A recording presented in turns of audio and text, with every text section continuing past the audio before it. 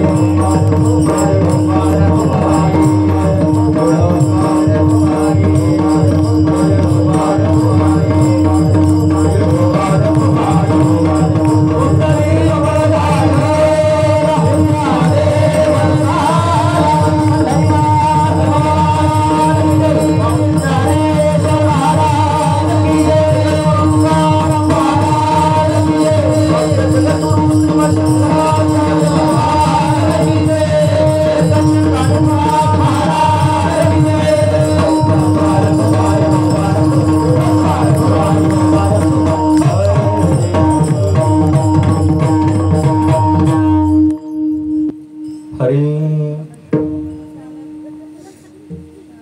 आजी संसार सुफळ झाला गे माय देखिले पाय विठोबाचे तो मज भावा तो मज भावा वेळोवेळा भावा पांडुरंग।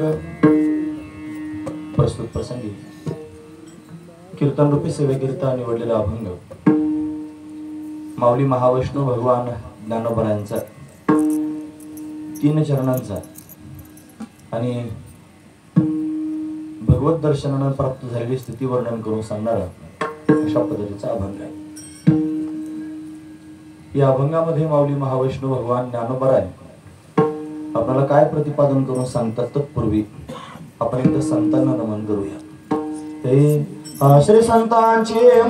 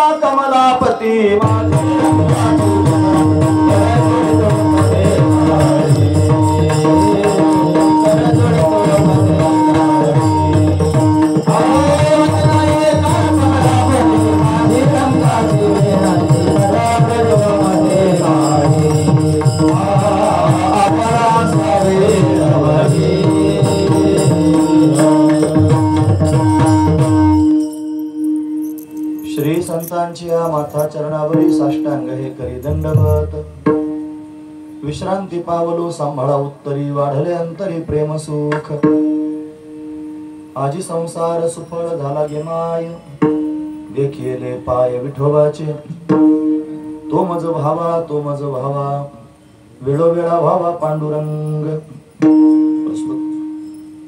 प्रतिवर्षीप्रमाणे याही वर्षी संपन्न होत असणारा आपला हा अखंड हरिनाम सप्ताह, या सप्ताहातील असणारी ही 6व्या क्रमांकाची भगवंताची कीर्तन रूपी सेवा ही अकारण करुणावरून आले भक्तकाम कल्पद्रुम भगवान पांडुरंग परमात्म्याच्या अथांग करुणेने त्याच्या दयेने या सर्व संयोजक मंडळींच्या माध्यमातून ही सर्व मंडळी सतर्क आहेत, पुन्हा पुन्हा संपर्क करतायत। यांच्या संपर्कातून आमच्या वाटेला आलेली आहे सेवेकरिता निवडलेला अभंग माऊली महाविष्णू भगवान ज्ञानोबरायांचा आहे। ज्ञानोबरा अभंगाच्या माध्यमातून भगवंताच्या चरणांना पाहिल्यानंतर प्राप्त झालेली जी स्थिती आहे तिचं वर्णन करून सांगतात। काय सांगतात महाराज? आजी संसार सुफळ झाला गे माय ही स्थिती प्राप्त झाली। संसार सुफळ झाला कशामुळे प्राप्त झाला? ही स्थिती कशामुळे प्राप्त झाली? देखिले पाय विठोबाचे विठोबाचे चरण पाहिले म्हणून संसार पूर्णतेला गेला, सफल झाला। मग आता काय हवंय?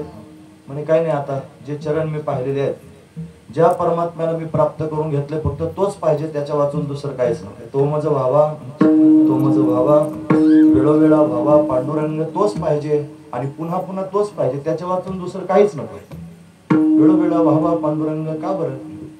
एवढे तुम्ही त्या पांडुरंगाच्या ठिकाणी दृढ झाले, तुम्हाला तोच पाहिजे, बाकीचं काहीच नको।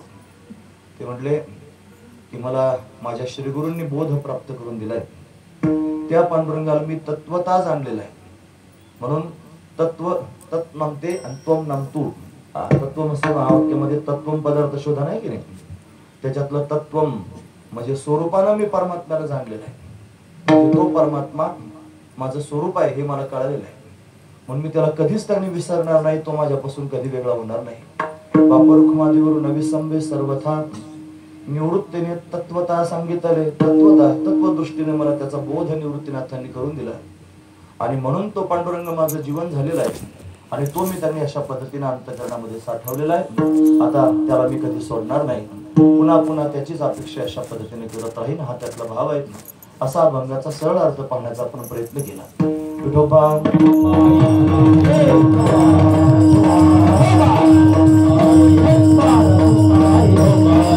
Bye.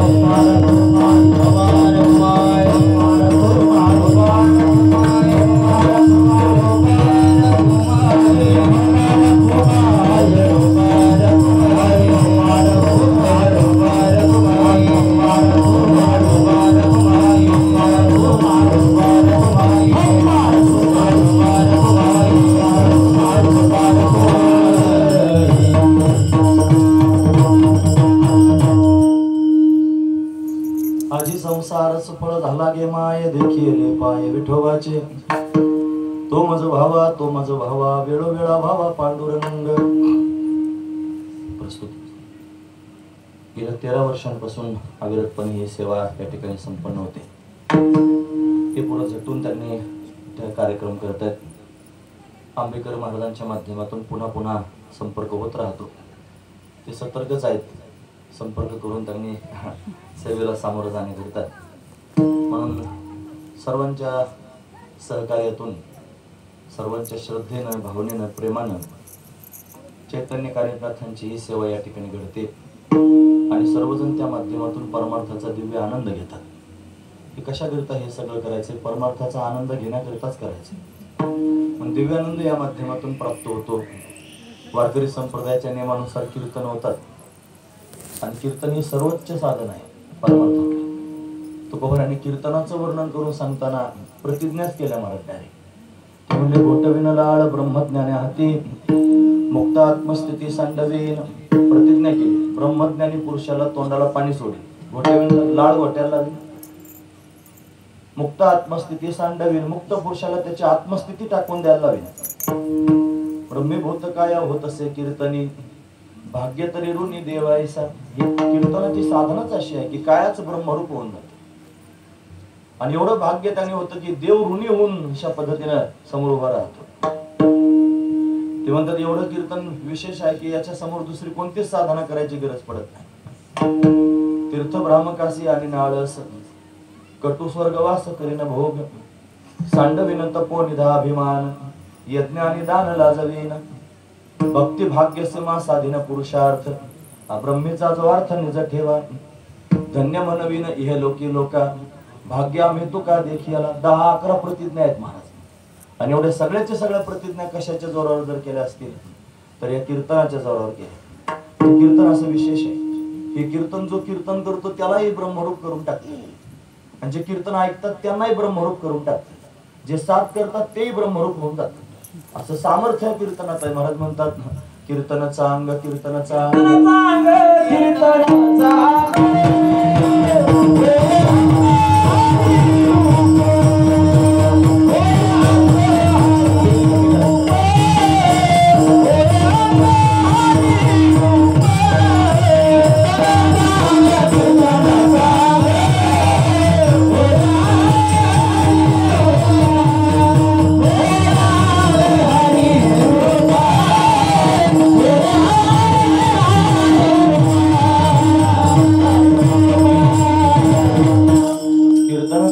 कीर्तनाचा अंग होय अंग हरिरूप. कीर्तन श्रेष्ठच आहे. चांगलं योग्य आहे दिव्य आहे फार चांगलं आहे. महाराज काय करते अंग हरिरूप करून टाकते. सर्वांना हरिरूप अवस्था प्राप्त होते कीर्तनानं. पण ही कीर्तन रूपी साधना 7 दिवस आपण या ठिकाणी करतो. कशाकरिता ही साधना करायची? त्याचं कारण भगवंताची प्राप्ती आपल्या सर्वांना व्हावी. भगवंताचं दर्शन व्हावं याच्याकरिताच हा उद्देश आहे महाराज. म्हणजे प्रत्येक गोष्ट जी फलाकडून पाहिली जाते ना तसं या सगळ्या उपक्रमाचं फल काय असं जर कोणी म्हणलं त्याचं फल आहे भगवंताची प्राप्ती करून घेणे. त्याचं फल आहे महाराज. आणि सगळेचे सगळे उपक्रम भगवंताच्या प्राप्ती करताच आहे. याजसाठी जप याजसाठी तप व्यासे अमुपग्रंथ केले सगळे ते उपक्रम परमात्म्याच्या प्राप्ती करताच आहे. परमात्म्याला प्राप्त करून घेतलं पाहिजे. त्याच्या चरणांचं दर्शन आपल्या सर्वांना झालं पाहिजे. नवे नवे त्याच्या दर्शनाकरिताच आपण सर्वजण जन्माला आलेलो आहोत. तुम्ही ऐकतात ना सर्व.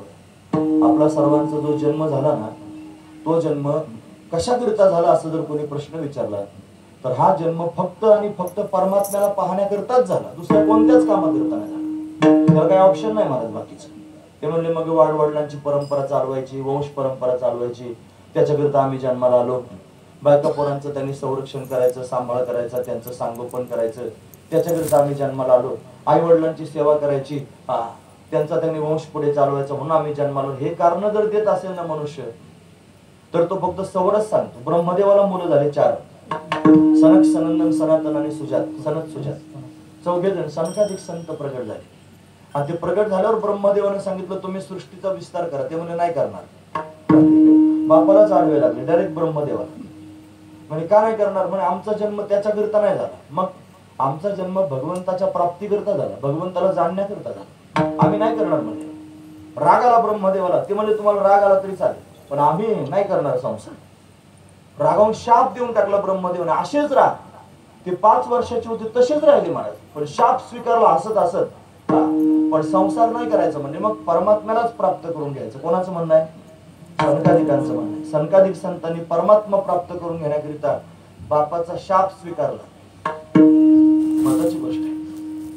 म्हणजे आपण सुद्धा त्यांनी विचार केला पाहिजे, आपण परमार्थ करण्याकरिताच जन्माला आलो. बघा, जरा बारकाईने जर विचार केला तर आपलं सगळं जीवनच परमात्म्याच्या प्राप्तीकरिता. सगळे प्रमाण आपल्याला माहिती आहे. माणसाचं शरीर मिळालं, हा देह मिळाला, कशाकरिता मिळाला? देवे दिला देह भजना गोमटा, हे देह त्यांनी प्राप्त झाला भजन करण्याकरिता मिळाला. माणसाचं शरीर भजनाकरिता मिळालं, फक्त माणसाच्या शरीरात भजन घडतं. दुसऱ्या कोणत्या शरीरात घडतं का मला सांगा?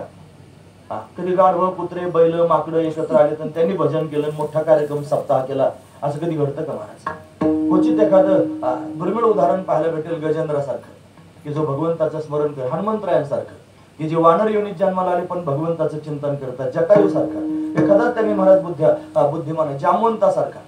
ही नावं का सांगितली? ही दुर्मिळ आहेत महाराज. हे अवतारी असणारे पुरुष आहेत, हे सामान्य नाही. हे ते रूप धारण करून आलेले आहेत, म्हणून ते अपवाद आहेत त्या सगळ्या गोष्टींना. पण तरी सुद्धा गाढवांना, कुत्र्यांना, बैलांना, मांजरांना, अस्वलांना कधी भगवंताचं भजन नाही करता येत. भगवंताचं भजन याच देहात करतात. याची देही घडे देवाचे भजन. म्हणजे हे शरीर कशाकरिता मिळालं? इथं ऐकतात ना तुम्ही सर्वजण, सगळ्यांनी आपल्या अंगावर ओढून घ्या आणि आपल्या मनाला सांगा समजून की हे शरीर मिळालं कशाकरिता? देवाच्या भजनाकरिता. नंबर 2, या शरीरामध्ये सगळी इंद्रिय मिळाले, डोळे मिळाले, कान मिळाले, हात मिळाले, पाय मिळाले, तोंड मिळालं. हे सगळेचे सगळे त्यांनी इंद्रिय मिळाले कशाकरिता? डोळे मिळाले देव पाहण्याकरिता, कान मिळाले देवाचं भजन ऐकण्याकरिता, गुणानुवाद ऐकण्याकरिता, तोंड मिळालं भगवंताचं भजन करण्याकरिता, हात मिळाले भगवंताचे नाव घेऊन टाळी वाजवण्याकरिता, पाय मिळाले तीर्थयात्रा करण्याकरिता, भगवंताची यात्रा करण्याकरिता. म्हणून दिले इंद्रिय हात, पाय, कान, डोळे, मुख, बोलाया वचन, जेणे तू जोडसी नारायण. कशाकरिता दिली इंद्रिय? नारायणाला प्राप्त करून देण्याकरिता. बघा, सप्रमाण चालू आहे की नाही बोलणं माझं. देह दिला कशाला? देवाच्या प्राप्तीकरिता. इंद्रिय दिली कशाला? देवाच्या प्राप्तीकरिता. पुन्हा याच्यामध्ये देवानं बॅलन्स टाकून दिला. बॅलन्स म्हणजे आयुष्य आहे ना. आपल्याकडे बॅलन्स आहे अजून, म्हणून आपण बसलो इथे येऊन. बॅलन्स संपलं की जावं लागतंय सगळ्यांना, म्हणून त्यांनी आयुष्य दिलेलं आहे मला. हे आयुष्य कशाकरिता दिलं? हे आयुष्यामध्ये साधना करण्याकरिता दिलं. आणि काय साधना करायची? सच्चिदानंद पदवी घेणे, एवढा अधिकार नारायणी कृपावलोकने दिला. आयुष्याच्या साधने सच्चिदानंद पदवी घेणे, एवढा अधिकार नारायणी कृपावलोकने दिला. म्हणजे बघा, हे शरीर देवाच्या प्राप्तीकरिता, हे इंद्रिय देवाच्या प्राप्तीकरिता, यातलं आयुष्य देवाच्या प्राप्तीकरिता, हे सगळं अनुकूल करून दिलं देवानं आपल्याला, आपल्या मनासारखं करून दिलं. जास्तची आवश्यकता नसते महाराज. ज्याला परमात्मा प्राप्त करून घ्यायचा त्याच्याकरिता साधना सांगितले तुकोबारांनी, पथ्य सांगितले. ते म्हणले, निर्वाहा पुरते अन्नाच्छादन, आश्रमासी स्थान कोपी गुहा, कोठेही चित्तासी नसावे बंधन, हृदय नारायण साठवावा. अवनी, अवनी म्हणजे काय? अन्न, वस्त्र, निवारा. एवढं जर भेटलं की मनुष्य जीवन जगायला लागतं काय महाराज? हा महत्वाचा विचार आहे. पण आता आपलं तसं नाही. आपला अट्टहास आहे महाराज. त्याच्यापेक्षा जास्त मिळालं पाहिजे. आपण सगळे कंस झालेलो आहोत. कंस म्हणजे अहंकार. आणि कंसाला 2 बायका होत्या, एकीचं नाव आस्ती आणि दुसरीचं नाव प्राप्ती. आस्ती म्हणजे आहे आणि प्राप्ती म्हणजे अजून पाहिजे. आस्ती म्हणजे आहे आणि प्राप्ती म्हणजे अजून पाहिजे. कंस म्हणजे अहंकार. आपण सगळ्यांनी या देहाचा अभिमान धारण केलेला आहे. आपण सर्वांनी आपल्या कुळगोत्राचा, जाती धर्माचा अभिमान धारण केलेला आहे. आपल्या वंशाचा त्याने अभिमान आपण धारण केलेला आहे, कुळाचा अभिमान धारण केला. आणि त्याचा परिणाम म्हणून आपण त्याला वाढवण्याचा प्रयत्न करतो आहोत, वृद्धी करायची. आपल्याला दिलं देवानं, त्याचं समाधान नाही, अजून पाहिजे. आस्ती आणि अजून प्राप्ती, अजूनही त्यांनी पाहिजे. हे अजून पाहिजेचा जो छंद आहे ना, तिथंच फाटा फुटतो. बारकाईने ऐका. आपण म्हणतो ना कुठेतरी पाणी मुरतंय. कुठं मुरतं? या जागेवर मुरतं महाराज पाणी.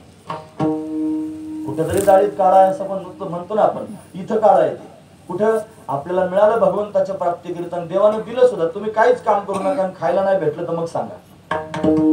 एखादा माणूस आताच्या युगात असं दाखवा की खाण्यापिण्या वाचून मेला, असं कधीच होत नाही महाराज. पूर्वीच्या काळात तरी खायला प्यायला भेटत नव्हतं. तुकोबारांचं चरित्र आपण पाहिलं. पत्नी एका अन्न करिता मेली, तो काळ वेगळा होता. आज या काळामध्ये त्यांनी महाराज अन्न करून मेलेला माणूस काय सापडायचा नाही. कारण फार लोक आहेत महाराज, फार श्रद्धेनं खाऊ घालतील अशी पण लोक समाजात आहेत. भगवान कोणालाच उपाशी ठेवत नाही. तुम्ही मला सांगा, आकाशात उडणारे पाखर काही नोकरीला आहेत का? त्यांना काही लाखाचं पॅकेज आहे का? काही पॅकेज नाही, काही नोकरी नाही, काही भानगड नाही, त्यांना काहीच नाही मला, तरी पण ते गुटगुटीत आहेत, मस्त खातात पितात, देव त्यांची तरतूद करतो महाराज. कुत्रा कुठे नोकरीला लागलेला आहे का? पण कुत्रे सुद्धा कसे दंडम दिसतात, धावून आलं तर आवडायचं नाही माणसाला, असे त्याने कुत्रे. वाघानं जर कुत्रं न्यायचं म्हणलं तर झेपायचं नाही त्याला कुत्रे, असे कुत्रे असतात. मग कुत्रे चांगले कुठे नोकरीला येतो, तरी पण पोटभर खातात, महत्वाची गोष्ट आहे.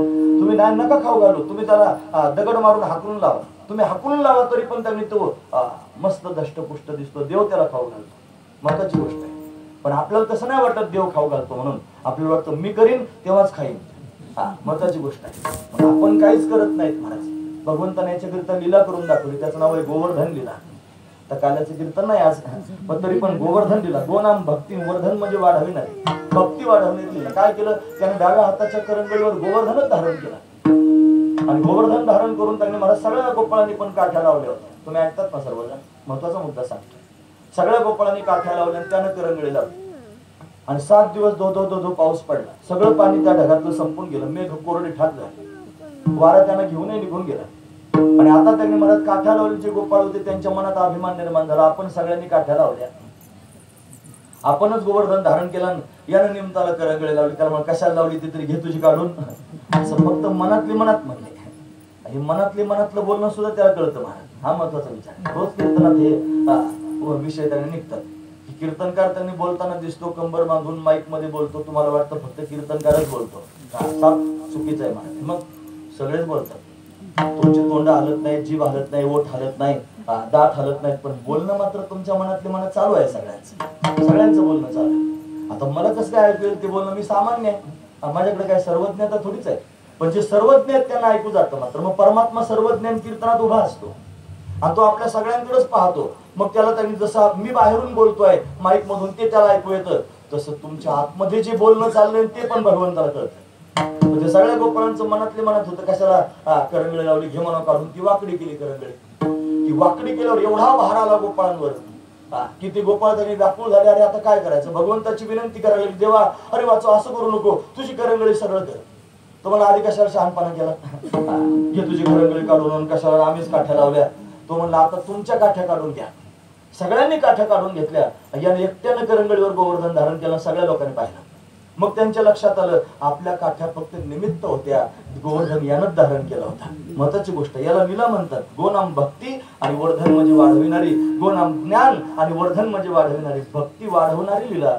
ज्ञान काय ज्ञान वाढवलं? त्यानं जगाला संदेश दिला, तुम्ही काहीच करत नाही, तुम्ही फक्त निमित्त आहात, निमित्ताचा धनी केला असे प्राणी. सगळे प्राणी फक्त निमित्ताचे धनी आहेत. तुम्हाला वाटतं मी त्यांनी फार कमाई करतो, मी फार त्यांनी संपत्ती गोळा करून आणतो, मी बायका पोरांचं भरण पोषण करतो? अजिबात नाही. सगळ्यांचं भरण पोषण ज्या त्याच्या ते प्रारब्धानं होतं महाराज.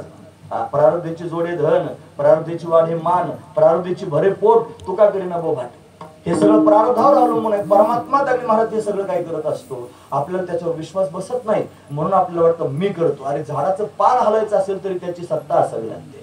वृक्षाचेही पान हले ज्याची सत्ता, राहिली अहंता मग कोठे. पण वृक्ष जरी हलायचा म्हणलं तरी भगवंताची सत्ता असावी लागते. म्हणून तो सर्व काय करतो. मग तो जर सगळं काय करतो ना, मग त्यानं शरीर दिलेलं आहे त्याच्या भजनाकरिता, इंद्रिय दिले, आयुष्य दिलं हे त्याच्या प्राप्तीकरिता दिलं, आणि तो खायला पण तोच देणार आहे. तोच सर्व काही त्याने अशा पद्धतीने करणार आहे. आपण फक्त त्याच्यावर अवलंबून राहिलं पाहिजे. लोकांना त्याच्यावर विश्वास बसत नाही म्हणून स्वतःहून सगळं काय करायचा प्रयत्न करतात, आणि म्हणून तिथं त्यांनी गाडी फसते. मग काय केलं पाहिजे? आपण त्यांनी मला सर्वस्व भगवंताला शरण गेलं पाहिजे. आधी डोक्यातून हे मुद्दे काढले पाहिजे. श्रीमंत होण्याचा मुद्दा, संपन्न होण्याचा मुद्दा, खरंच मान प्रतिष्ठा वैभव प्राप्त करून घेण्याचा मुद्दा, हे मुद्दे आपल्या मेंदूत घुसलेले आहेत, संक्रमण केलेलं आहे महाराज त्या मुद्द्यांनी. मग जोपर्यंत हे मिळवायचंय तोपर्यंत देव मिळवण्याचा मुद्दा प्रबळ कसा होईल? तुम्हाला देव नाही मिळवायचा असं नाही, तुमच्या मनात देव मिळवायचं म्हणतो तुम्ही मंडपात आले, पण तुम्हाला फक्त देव नाही पाहिजे. माझं म्हणणं पडतंय ना सगळ्यात? फक्त देव नाही पाहिजे, देव पाहिजे पण फक्त देव नाही पाहिजे. मग देवाबरोबर चवीला संसार पण पाहिजे. पण देवाचं म्हणणं असं आहे, ज्या दिवशी तुम्हाला वाटेल फक्त मीच पाहिजे त्या दिवशी मी भेटेल, मला लागून दुसऱ्याची जर अपेक्षा करत असाल तर मग नाही भेटणार. महत्वाची गोष्ट आहे. म्हणून तोच पाहिजे, त्याच्या वाचून दुसरं काहीच नकोय, अशी अवस्था निर्माण व्हावी, असा निर्णय व्हावा. आणि मनानं निर्णय करावा, एकांतात बसून एकट्यानं करण्याचा निर्णय आहे. संवाद आहेत महाराज काय त्याच्यामध्ये, स्वसंवाद. दुसऱ्याबरोबर जसा संवाद केला जातो ना तसा स्वतः बरोबर पण संवाद केला जातो. जसा चोर चोरी करण्याकरिता निघाला आणि एकटाच जर असला भोरटा तर तो स्वतः बरोबर आधी बोलतो कुठून घुसायचं, कोणकोणत्या वस्तू दिसतात समोर उचलण्यासारख्या कोणत्या आहेत आधी बघ, ज्या उचलता येतील त्या पटकन उचलून घे, बरं उचलल्यानंतर ठेवायच्या कुठं हे ठरवून घे, आणि बाहेर कसं पडायचं त्याचा आधी विचार कर. कोण बोलतं? चोर बोलतो. कोणाबरोबर बोलतो? स्वतः बरोबरच बोलतो. साध्या चोराला जर चोरी करायची असेल तर स्वतः बरोबर संवाद साधावा लागतो. मग तुम्हाला परमात्मा चोरायचा आहे, मग तुम्हाला स्वतः बरोबर संवाद करावा नाही लागायचा. स्वतःला समजून सांगावं लागेल, बाबा परमात्मा जर प्राप्त करून घ्यायचा असलं तर त्याचा स्वभाव आहे, त्याला वाटतं भक्त फक्त त्याचाच असला पाहिजे आणि त्याच्याच प्राप्तीचा अट्टहास केला पाहिजे. मग कृष्ण दर्शन लालसा जर हृदयामध्ये असेल, अंतकरणामध्ये, तर त्याच्या आधी एक मुद्दा येतो, त्याचं नाव आहे त्याचे संसार वासना. संसाराची वासना आधी टाकावी लागेल, मग कृष्णाचे दर्शनाची लालसा अंतकरणात निर्माण झालेली फळाला येऊ शकते. पण भगवंताचं दर्शन प्राप्त करून घ्यायचंय, मग आता देवा वाचून मला दुसरं काहीच नको. माझा जन्म देवाकरिता झालेला आहे, माझं शरीर देवाकरिता, माझे इंद्रिय, माझं आयुष्य देवाकरिता प्राप्त झालेलं आहे. माझी बुद्धी त्यांनी महाराज देवाशिवाय दुसरा जर विचार करत असेल तर तिला श्रेष्ठत्व प्राप्त होत नाही. बुद्धीचे वैभव अन्य नाही तुझे, एका केशवराजे सकळ सिद्धी. पण बुद्धीने जर विचार करायचा असेल तर भगवंताला प्राप्त करून घेण्याकरिता विचार केला पाहिजे. कसा प्राप्त होईल? सायन्स केले पाहिजे. जगद्गुरु तुकोबारायांनी अतिशय जवळ, जिव्हाळ्याची पत्नी असते की नाही महाराज, पत्नी फार जवळची असते माणसाला. त्या पत्नीला उपदेश करताना तुकोबारायाने उपदेश केला, देव पाहावया करे वसायास. पत्नीला सांगतात तू देव पाहण्याकरिता सायास कर, बाकी कशाकरिता सायास करू नकोस. कारण बाकीच्या गोष्टीला सायास करण्याची आवश्यकताच नाही. बाकीच्या गोष्टी प्रारब्धाला मिळणारच आहे. प्रारब्धात असली तर बायको मिळणारच आहे महाराज, नको म्हणले तरी मिळेल. खरं सांगतो, वसुदेवाचे 6 लग्न झाले होते, 6. आणि कंसानं त्याला बोलून घेतलं, मला माझ्या बहिणीशी लग्न करतो. मला पहिले 6 झाले. तुम्हाला लग्न करतो की नाही, मुंडकं सोडून टाकतो. आता काय करायचं मग? लग्न बळच लग्न करायला, मग त्याच्या भाग्यातच होती बायको 7वी. महत्वाचा विचार आहे. म्हणजे तो बळजबरीने लग्न करण्याकरिता तयार झाला, त्याच्या भाग्यात होती बायको.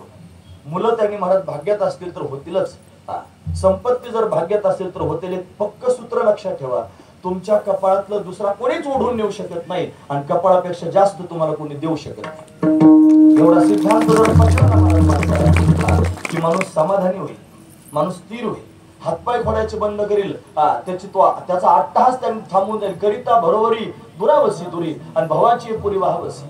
म्हणून तो त्यांनी प्राप्त करून घेण्याकरिता अट्टहास केला पाहिजे. देव मिळवण्याकरिता सायास केले पाहिजे, प्रयत्न केले पाहिजे. देव मिळवणं जे प्रारब्धानं मिळणारच आहे त्याच्याकरिता कशाला प्रयत्न करता? तुमचा वेळ व्यर्थ व्हायला जाईल, तुमचे परिश्रम व्यर्थ व्हायला जातील.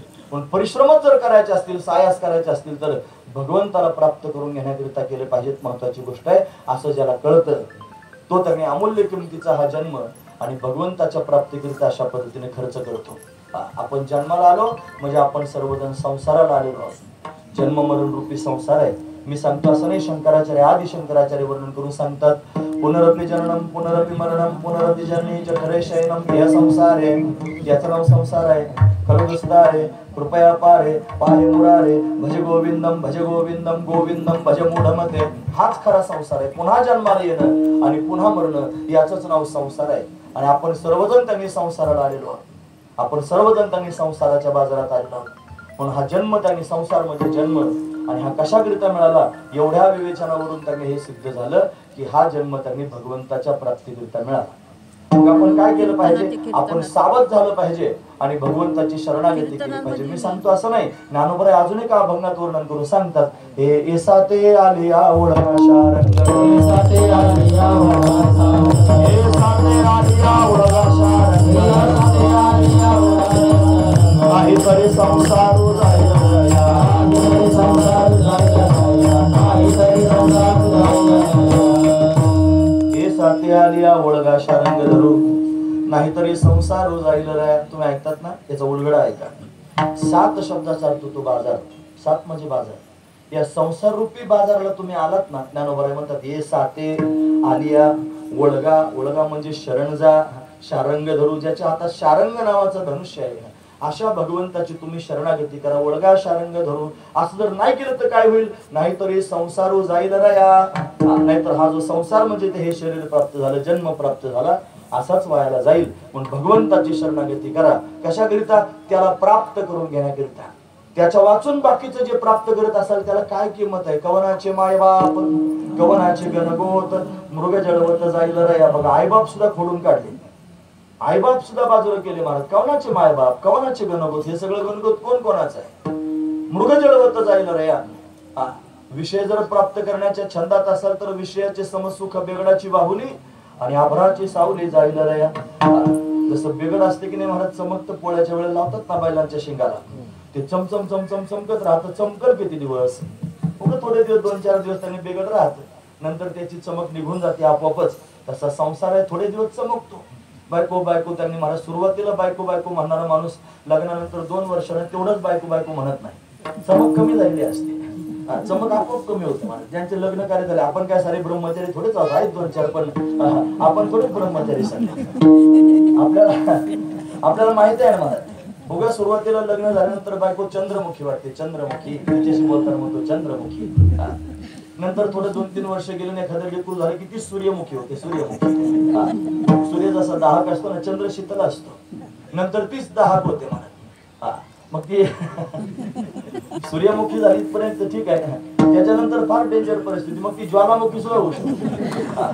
आणि एकदा की ती ज्वालामुखी झाली मग कामच संपलं महाराज. जे बेगडासारखं नाही, मग काय, सुरुवातीला चमक असते, शेवटपर्यंत राहत नाही. म्हणून विषयाचे समसुख बेगडाची बाहुली, बेगडाचीच बाहुली.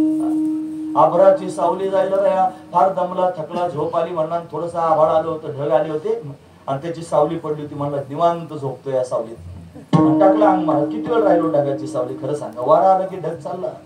ते जसं क्षणिक आहे तसे सगळा संसार, हे सगळे विषय, सगळे त्यांनी मायबाप, बायका, मुलं, प्रपंच क्षणिक आहे. पण क्षणिक नाही ते कोण आहे? मग परमात्मा क्षणिक नाही महाराज. परमात्मा काल होता, परमात्मा आज आहे आणि परमात्मा उद्या पण आहे. तोच आपला आहे, त्याच्या वाचून या जगात कोणी आपलं नाही. म्हणून त्याला शरण जा, त्याची शरणागती करा. कशाकरिता? त्याला प्राप्त. यानं काय होईल? भगवंताची शरणागती केल्यानं, त्याचं भजन केल्यानं, त्याला प्राप्त करून घेतल्यानं काय होईल? त्याला प्राप्त करून घेतल्यानं जन्माला आल्याची सफलता होईल. जन्माला आल्याची सफलता होईल. जन्माला आल्याची सफलता दुसऱ्या कशानंच होत नाही.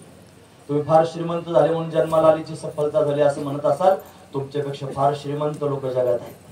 त्यांच्याकडे पाहिल्यानंतर तेवढं धन तर तुमच्याकडे नाही, म्हणजे तुम्ही सफल झाले नाही. सफल कधी व्हाल? जेव्हा 1 नंबर श्रीमंत व्हाल, कुबेरापेक्षा जास्त, त्यावेळेला सफल व्हाल. फार सफलता कशात आहे? आपण ठरवलं ना महाराज, याच्यात सफलता. काय सफलता आहे?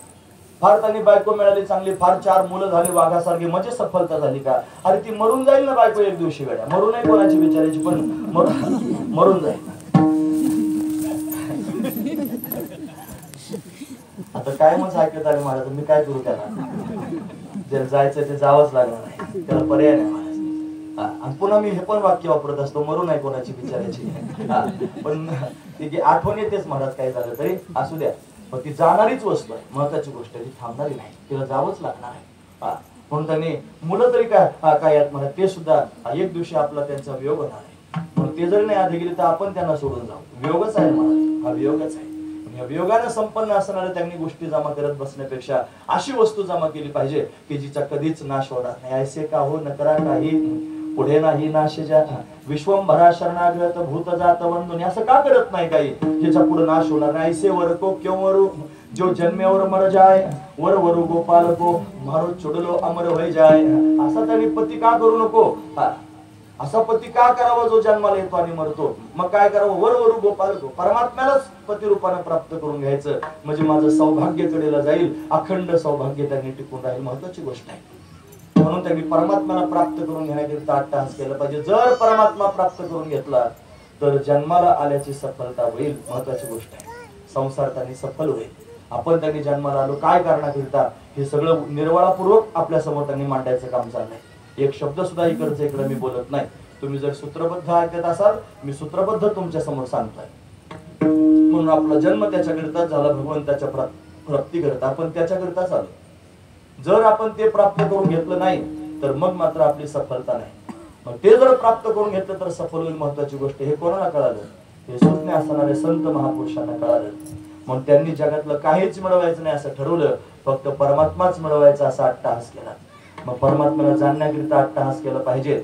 आपण सर्वांनीच केलं पाहिजे. मला येणं केलं प्रकारानं परमात्म्यापर्यंत जायचंय. मग कसा मिळेल परमात्मा, त्याचा पत्ता कसा कळेल, कोणाच्या बरोबर गेलं म्हणजे परमात्म्याचं ज्ञान होईल. म्हणे बैसता संतांची संगती, कळवाले कमलापती संतांच्या जवळ गेलं पाहिजे.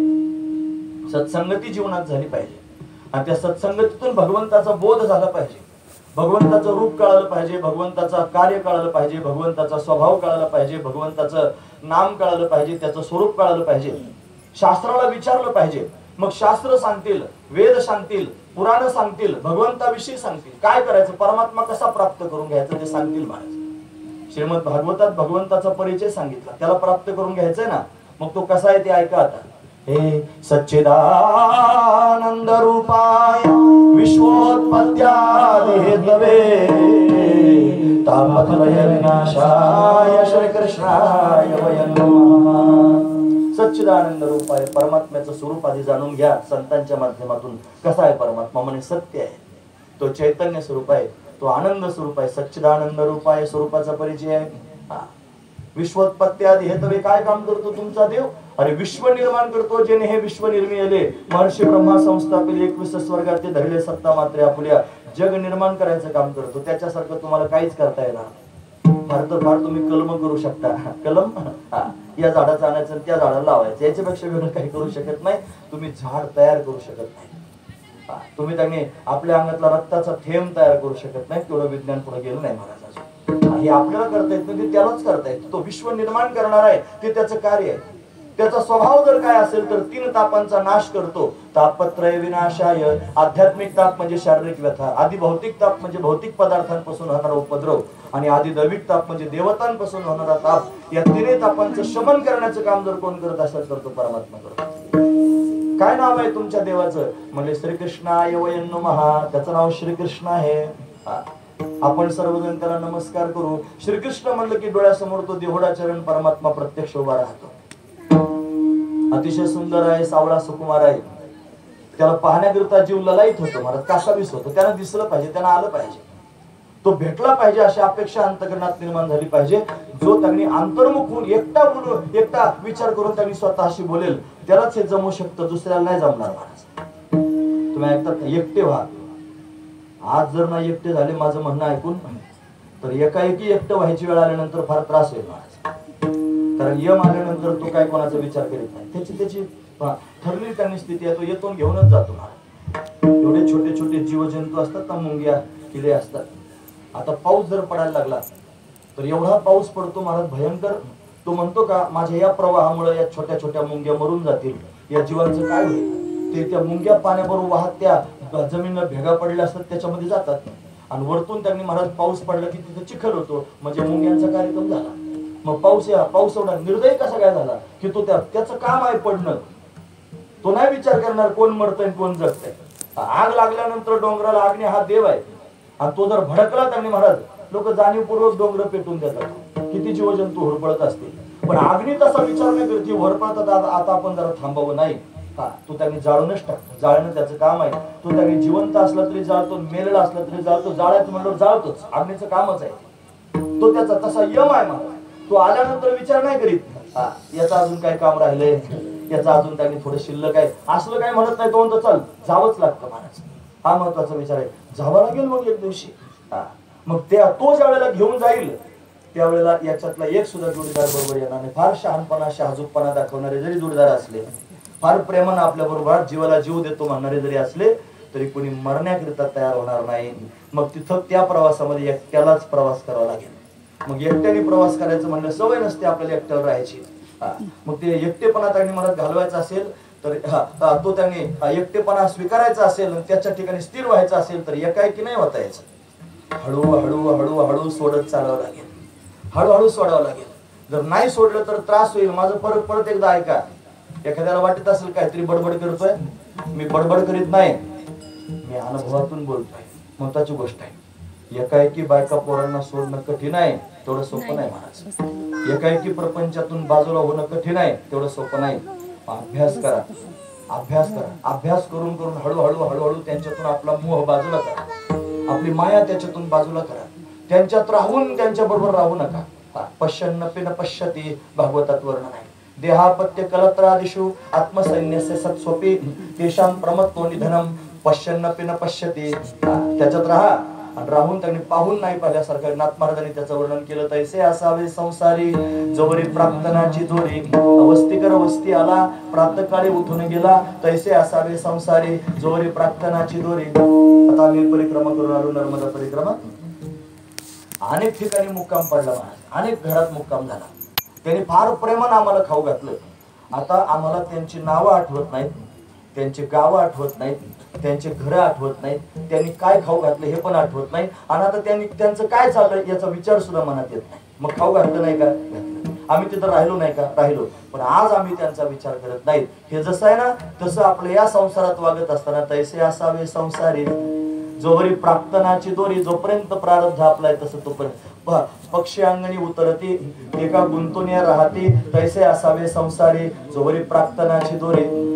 माझं म्हणणं ऐका, खरोखर सिरियस होऊन लक्षपूर्वक ऐका. कीर्तन याच्याकरताच असतं. जाऊ द्या किती अभंगाचे तुकडे पडले, किती अभंग सोडवला आणि किती त्याच्यातला बारकावा कळाला आणि किती त्याच्यात प्रक्रिया सांगितल्या, याच्यापेक्षा किती आत्मसात झालं हे जास्त महत्वाचं आहे. या बोलण्यातून जर आत्मसात होत असेल, एखादा शिकत असेल ना महाराज याच्यातून बाहेर पडायचं तर किती चांगलं होईल महाराज. नाही तर बरंच वय होऊन जातं आणि वय होऊन सुद्धा त्याच्या ठिकाणची आसक्ती चांगली सुटत नाही. आणि ती आसक्ती एकदा जडली बायका पोरांविषयीची की म्हातारपणाला तर बुद्धी सुद्धा क्षीण होते. मग सहजासहजी बाहेर पडता येत नाही. अजून बुद्धी जर जागेवर असेल, अजून विचार करण्याची क्षमता जर चांगली असेल तर हळूहळू याच्यातून बाहेर पड. हे कोणीच माझे नाहीत असा विचार. मग काय त्यांना लाथा घालायला शिकवतोय का मी काय त्यांच्याशी भांडणं करायला शिकवतोय का? अजिबात नाही. फार प्रेम करा त्यांच्या बरोबर, सगळ्यांबरोबर प्रेमाने वागा. जर तुम्ही त्यांच्याशी प्रेमाने वागत नसाल तर तुम्ही पारमार्थिकच कशाचे. ज्ञानोबरांनी उभी लिहून ठेवली. ते म्हणतात ना तरी घरी माता पितरा धड बोली नाही संसारात विश्वभरे आदरा मूर्ख जायचा. घरात त्यांनी आई बापा बरोबर चांगलं बोलत नाही, बायका पोरांबरोबर चांगलं बोलत नाही. बाहेर भला मोठा बोळा झालेला आहे. लोक त्याच्या पाया पडतात आणि फार आदर देतात आणि फार लोटांगण घालतात आणि तोही कंबर बांधून तत्वज्ञान सांगतो. बायका पोरांचा ढिगाणा. असं असलं तो पारमार्थिक तरी कशाचा महाराज. मग तो घरातून आधी चांगला वागला पाहिजे, मग लोकांबरोबर चांगला वागला पाहिजे. त्याच्या घरातल्या लोकांनी सांगितलं पाहिजे फार चांगले आहेत. तुकोबरायांच्या घरी दुष्काळ पडला होता की नाही महाराज. अन्न करता करता बायको मरून गेली. एक मुलगा तुकोबरायांच्या मांडीवर मरण पावला महाराज. पाणी पाणी करून मरण पावलं. त्याला पाणी सुद्धा प्यायला मिळालं नाही. आणि तुझ्यावर प्राण सोडतोय ना त्यावेळी तुकोबराय त्याला म्हणले, बाळा अरे मी जर थोडी संपत्ती जमा करून ठेवली असती, थोडं वैभव टिकून ठेवलं असतं तर तुमचे असे हाल झाले नसते. मी फार वाईट आहे नाही का रे. असं ज्यावेळी तुकोबराय म्हणले त्या पोराला सुज्ञ पोरग झालेलं होतं. संतू त्याचं नाव होतं. त्या संतूनं तुकोबरायांच्या गालाला हात लावला आणि गालाला हात लावून संतू म्हणतो, बाबा असं नाही हो. माझी आई म्हणते तुझे बाबा देव माणूस आहेत. तुम्ही देव माणूस आहात. मुलगा म्हणतो देव माणूस आहे. म्हणजे किती प्रेम दिला असेल त्याला. बरं कोण म्हणलं हे मुलाला? त्याची आई म्हणली. म्हणजे त्याची आई सुद्धा तुकोबरायांना काय समजत होती? देव माणूस आहे. म्हणजे ते जे महापुरुष असतात ना ते बायका पोरांना लाथा घालत नाहीत. त्यांच्या बायका पोरांच्या दृष्टीने ते देव माणूस असतात. मग जगाच्या दृष्टीने काय राहणार नाही. आधी आपल्या घरातून प्रेम करायला शिका. सगळ्यांवर प्रेम करा, सगळ्या जगावर प्रेम करा, देव समजून प्रेम करा. आसक्त होऊ नका. आसक्त झालं तर मग देवापर्यंत जाता यायचं नाही. अशी अवस्था ज्या वेळेला तयार होईल आणि त्यावेळेला भगवंताच्या दर्शनाची आस निर्माण होईल, मग तो परमात्मा त्यांनी कृपा करील. मग त्या परमात्म्याचं ज्ञान संतांच्या माध्यमातून होईल. सच्चिदानंद रूप आहे हे त्याच्या स्वरूपाचं ज्ञान आहे. मग त्याचं ज्ञान झालं की तो कणाकणात गच्च भरलेला आहे. मग तो पाहायला भेटेल. तो त्यांनी सर्वत्र पाहायला त्यांनी भेटेल. कणाकणात तोच भरलेला आहे. तो त्यांनी प्रत्यक्ष पाहायला मिळेल. आणि ज्यावेळेला कणाकणात पाहायला भेटेल आणि त्यावेळेला मनात उर्मी निर्माण होईल, देवा हे विश्व जर निर्माण करतोस, सगळ्या जगाला जर निर्माण करू शकतोस तर मला सगुण साकार होऊन दर्शन का देऊ शकत नाहीस? अरे तू ध्रुवाकरिता प्रत्यक्ष प्रगट झालास. अरे तू प्रल्हादाकरिता प्रत्यक्ष प्रगट झालास. अरे तू अंबरीशाकरिता प्रत्यक्ष प्रगट झालास. अरे एवढ्या मोठ्या संतांकरिता तू प्रत्यक्ष प्रगट झालास. माझ्याकरिता तू प्रत्यक्ष प्रगट होऊन मला दर्शन का देऊ शकत नाही? अशी भावना. पण कधी? ज्यावेळेला आपण त्याला सच्चिदानंद रूपाने जाणू त्यावेळेला तो सर्वत्र गच्च भरलेला आहे. ज्ञान झालं पाहिजे. ज्ञानी पुरुषाची काय भूमिका असते माहिती आहे? गीता वर्णन करून सांगते. गीतेमध्ये त्याने वर्णन आहे. तो परमात्मा कणाकणात वासुदेव सर्वमिती स महात्मा सुदुर्लभ बहुनाम जन्मनाम अंते ज्ञानवान मां प्रपद्यते वासुदेव सर्वमिती स महात्मा सुदुर्लभ वासुदेव सर्व हे समस्त ही श्री वासुदेव ऐसा प्रतिती रसाचा ओतला भाव ज्ञानोबा आहे म्हणतात. म्हणून भक्ता माझी राव ज्ञानी आहे तोच खरा भक्त आहे, तोच खरा ज्ञानी आहे. कोण? जो चराचरात परमात्म्याला त्यांनी पाहतो, त्याला त्यांनी ज्ञान होतं. परमात्मा गच्च भरलेला आहे, हे ज्ञान झालं. फक्त ज्ञान झालं असं नाही, त्यानं पाहिलं परमात्मा सर्वत्र त्यांनी प्रत्यक्ष पाहिला. आपण म्हणतो ना मला सारे प्रमाण आपले पाठ आहेत. विठ्ठल जळी स्थळे भरला पिता ठाव नाही उरला, प्रमाण आहे की नाही? प्रमाण पाठ आहे. हरि हा व्यापक सर्वगत, हा तो मुख्यत्वे वेदांत, चिंतन असे चित्त असू द्यावे सादर, सगळे प्रमाण आपले पाठ आहेत. पण नुसतं प्रमाण पाठ करून काय करतो वेड्या? अरे विठ्ठल चराचरात भरला म्हणतो, मग बघ ना. बघितलाच नाही तर म्हणण्यात काय तात्पर्य? नुसतं म्हणून काय होईल? आधी त्याला पाहावं लागेल, म्हणजे त्याला आधी कळून घ्यावं, मग त्याला प्रत्यक्ष पाहावं, आणि मग तो पाहायला भेटलं की त्याच्या पुढच्या मुद्द्यात जावं. त्याची भेट घडली पाहिजे, त्याचं दर्शन घडलं पाहिजे. मग त्याला अट्टहास करून म्हणावं, देवा तू जर सगळीकडे गच्च हे, तुला सगळे माणसं होता येतं, गाढव कुत्रे होता येतं, झाडं झुडपं होता येतं, सगळं जग तुला होता येत ना, मग माझ्याकरिता तुला कृष्ण रूपात प्रत्यक्ष प्रगट होता येत नाही वगैरे. अशी आस जर अंतकरणात निर्माण झाली की मग तो कृष्ण परमात्मा प्रत्यक्ष प्रगट होईल आणि आपलं दर्शन देईल. महाराज ही आस निर्माण करून देणारं कोणतरी आपल्या जीवनात असलं पाहिजे. तो कृष्ण भेटलाच पाहिजे, तो कृष्ण बोललाच पाहिजे, तो कृष्ण दिसला पाहिजे, अशी भावना अंतकरणात निर्माण झाली पाहिजे. ही भावना या कथा कीर्तनांच्या माध्यमातूनच निर्माण होऊ शकते. घरचे लोक नाही निर्माण करणारी भावना. उलट म्हणतील जाऊ नको बाबा, डोक्याला ताण नाही तर ताण, तू जर बोळ झाला तर आमचं कोणी करायचं हे सगळं. त्याला आपोआप त्यांनी बांधून टाकायचा प्रयत्न करतील. पोरं जर परमार्थाला लागले तर घरचे त्यांनी महाराज त्याला जाऊ देत नाही. अर्धवट मेंदूचे लोक, त्यांना वाटतं आपल्या पोराचं कल्याण झालं पाहिजे. पोरग श्रीमंत, जेणे श्रीमंत झाल्यानं कल्याण होत नाही, देव भेटल्यानं कल्याण होतं. महत्वाची गोष्ट आहे. माझ्या पोरांना तरी असं झालं पाहिजे, तसं नाही झालं पाहिजे. देव भेटण्याकरिता अट्टहास केला पाहिजे पोरांनी. जे पोरग परमार्थाला लागलं त्याच्या आई बापाची छाती फुगली पाहिजे, मी जगातला सगळ्यात श्रीमंत आहे, माझा मुलगा परमार्थ करतो. फार मोठी गोष्ट आहे. मुलगा जर परमार्थ करत असेल याच्यापेक्षा काय चांगली गोष्ट आहे जीवनामध्ये. सांसारिक माणसाची श्रीमंती हीच आहे म्हणत त्याची मुलं परमार्थिक झाली. महत्वाची गोष्ट, देव प्राप्त करण्याकरिता अट्टहास केला पाहिजे. ज्ञानोबरायांच्या अंतःकरणात त्या देवाला पाहण्याची अपेक्षा आहे. जर त्याला पाहिलं तरच माझा जन्म सफल होईल, हा संसार सफल होणार आहे. पण कशानं होईल? त्या भगवंताला पाहिल्यानं सफल होईल. तो जर दिसला तरच परमात्मा त्यांनी दिसला, त्याचं दर्शन झालं, त्याचे पाय जर मी प्रत्यक्ष पाहिले तर माझा जन्म सफल होईल, असा अंतःकरणात भाव निर्माण झाले. कोणी निर्माण करून दिले माहितीये? देहांत प्रायश्चित्त घेण्याकरिता निघाले होते विठ्ठल पंताने रुक्माई. लांबलचक चरित्र आहे, मला सगळं नाही सांगायचं, मला फक्त मुद्द्याच वर्णन करू सांगायचं. आता जायचं धर्मसभेनं त्यांनी निर्णय दिला होता देहांत प्रायश्चित्त घ्या. मग आता देहांत प्रायश्चित्त घ्यायचं म्हणजे दोघांनी पण स्वतःला समर्पित करून टाकायचं गंगेमध्ये, स्वतःचं जीवन संपून टाकायचं, म्हणजे मृत्यूदंड स्वीकारायचा. मग मरायचं म्हणल्यानंतर हे 4 छोटे छोटे लेकर होते, निवृत्ती, ज्ञानदेव, सोपान, मुक्ताई, यांचं भविष्यात कसं होईल, यांना कोण सांभाळेल, कोण पाहिल, अशी भावना मनात निर्माण झाली. पण तरी पण यांचं जर कल्याण होणार असेल, यांना जर जातीत घेतलं जाईल, यांना जर धर्मात घेतलं जाईल, तर मग आपण त्यांनी महाराज मृत्यूदंड स्वीकारला तरी चालेल असा विचार मनात केला विठ्ठल पंतांनी. आणि पत्नीला सांगितलं, रुक्माईला, हे बघ आपली मुलं समजदार आहेत, फार समजदार आहेत, यांना जर आपण समजून सांगितलं ना तर यांना नक्की कळेल. आपण आतापासूनच त्यांना समजून सांगायला सुरुवात करायची. देहांत प्रायश्चित्त घेण्याचा मुद्दा समोर आल्यानंतर विठ्ठल पंतांनी गीता भाष्य, शंकराचार्यांनी गीतेवर भाष्य केलं, ते गीता भाष्य भावंडांना शिकवलं महाराज. अनेक ग्रंथांचं चिंतन त्यांनी महाराज झालं. हे सगळेचे सगळे ग्रंथ विठ्ठल पंतांनी शिकवले भावंडांना. आणि रुक्माईने जर काय केलं असेल, रुक्माईने श्रीकृष्ण परमात्म्याचं प्रेम त्यांच्या मनात भरलं, कुठून कुठून भरलं. त्यांना वेळोवेळी त्यांनी जवळ घेतलं. जशी पक्षीने आपल्या पिल्लांना पंखाखाली घेते, तसं त्यांनी रुक्माईने त्या पिल्लांना जवळ घ्यावं आणि जवळ घेऊन त्यांनी सांगावं, दोघा पती पत्नीने समजून सांगावं, बाळांनो या जगामध्ये कोणी कोणाचं नसतं बरं. या जगामध्ये आपलं म्हणण्यासारखं जर कोण असेल तर फक्त तो श्रीकृष्ण परमात्मा आहे. त्याच्या वाचून या जगामध्ये दुसरं कोणी आपलं म्हणण्यासारखं नाही. हे सगळे दिल्या घेतल्याचे आहेत, सगळे भामटे आहेत रे.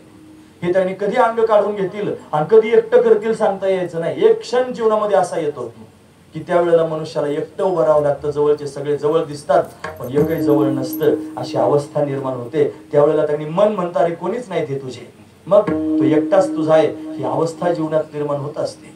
पण यांच्यावर विश्वास ठेवू नकोस, या जगावर विश्वास ठेवू नकोस बाळा.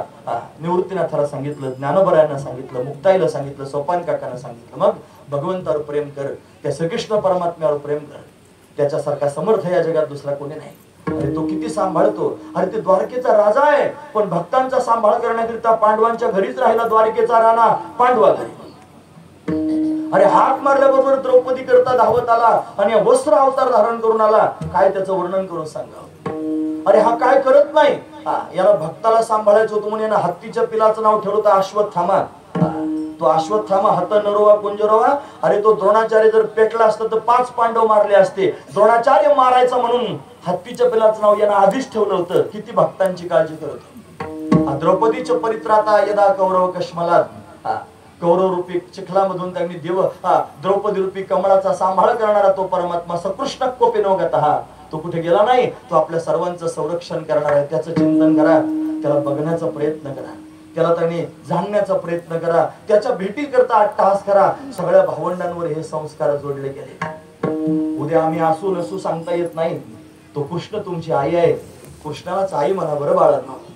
कृष्णालाच बाप म्हणा, कृष्णालाच भाऊ म्हणा, कृष्णाला सर्वस्व समजा. त्याच्याशिवाय या जगात दुसरा कोणी नाही अशी भावना मनात दृढ करून ठेवा. माय बापाने एवढे चांगले संस्कार केले महाराज, आणि मनामध्ये कृष्ण पाहण्याची भावना उचंबळून आली. कृष्ण दिसलं पाहिजे, कृष्ण भेटलं पाहिजे, कृष्णाबरोबर बोललं पाहिजे. असे शब्द ज्या वेळेला भावंडांच्या मुखातून बाहेर पडायला लागले ना, त्यावेळेला मायबापाला सुद्धा वाटलं बस आपली मुलं आता सक्षम झाले. हे जगावर अवलंबून नाहीत, हे कृष्णावर अवलंबून आहेत. तुमच्या लक्षात आलं मी काय सांगतो ते? तुम्ही करून बघा प्रयोग. तुम्ही जगावर अवलंबून आहात. माझ्या पोरांनी मला सांभाळलं तर माझं म्हातारपण चांगलं जाईल. माझ्या बायकोनं जर मला सांभाळलं तर माझं म्हातारपण, माझं जीवन कडेल जाईल. हे मला आहेत, ते मला आहेत. हे कोणी तुम्हाला नाहीत रे. यांचा काय विचार करता? हे जर यांच्या जीवावर तुम्ही असले, देवाने तेच उचलून नेले आधी, मग काय कराल तुम्ही? सरळ सरळ गोष्ट आहे मला. कोणावर अवलंबून राहू नका. अवलंबूनच राहायचं असेल तर त्या कन्हैयावर अवलंबून राहा. तो कधी जात नाही, तो कोणाला टाकत नाही, तो कोणाला सोडत नाही. तो फार विशेष आहे महाराज. त्याच्यावर प्रेम करा.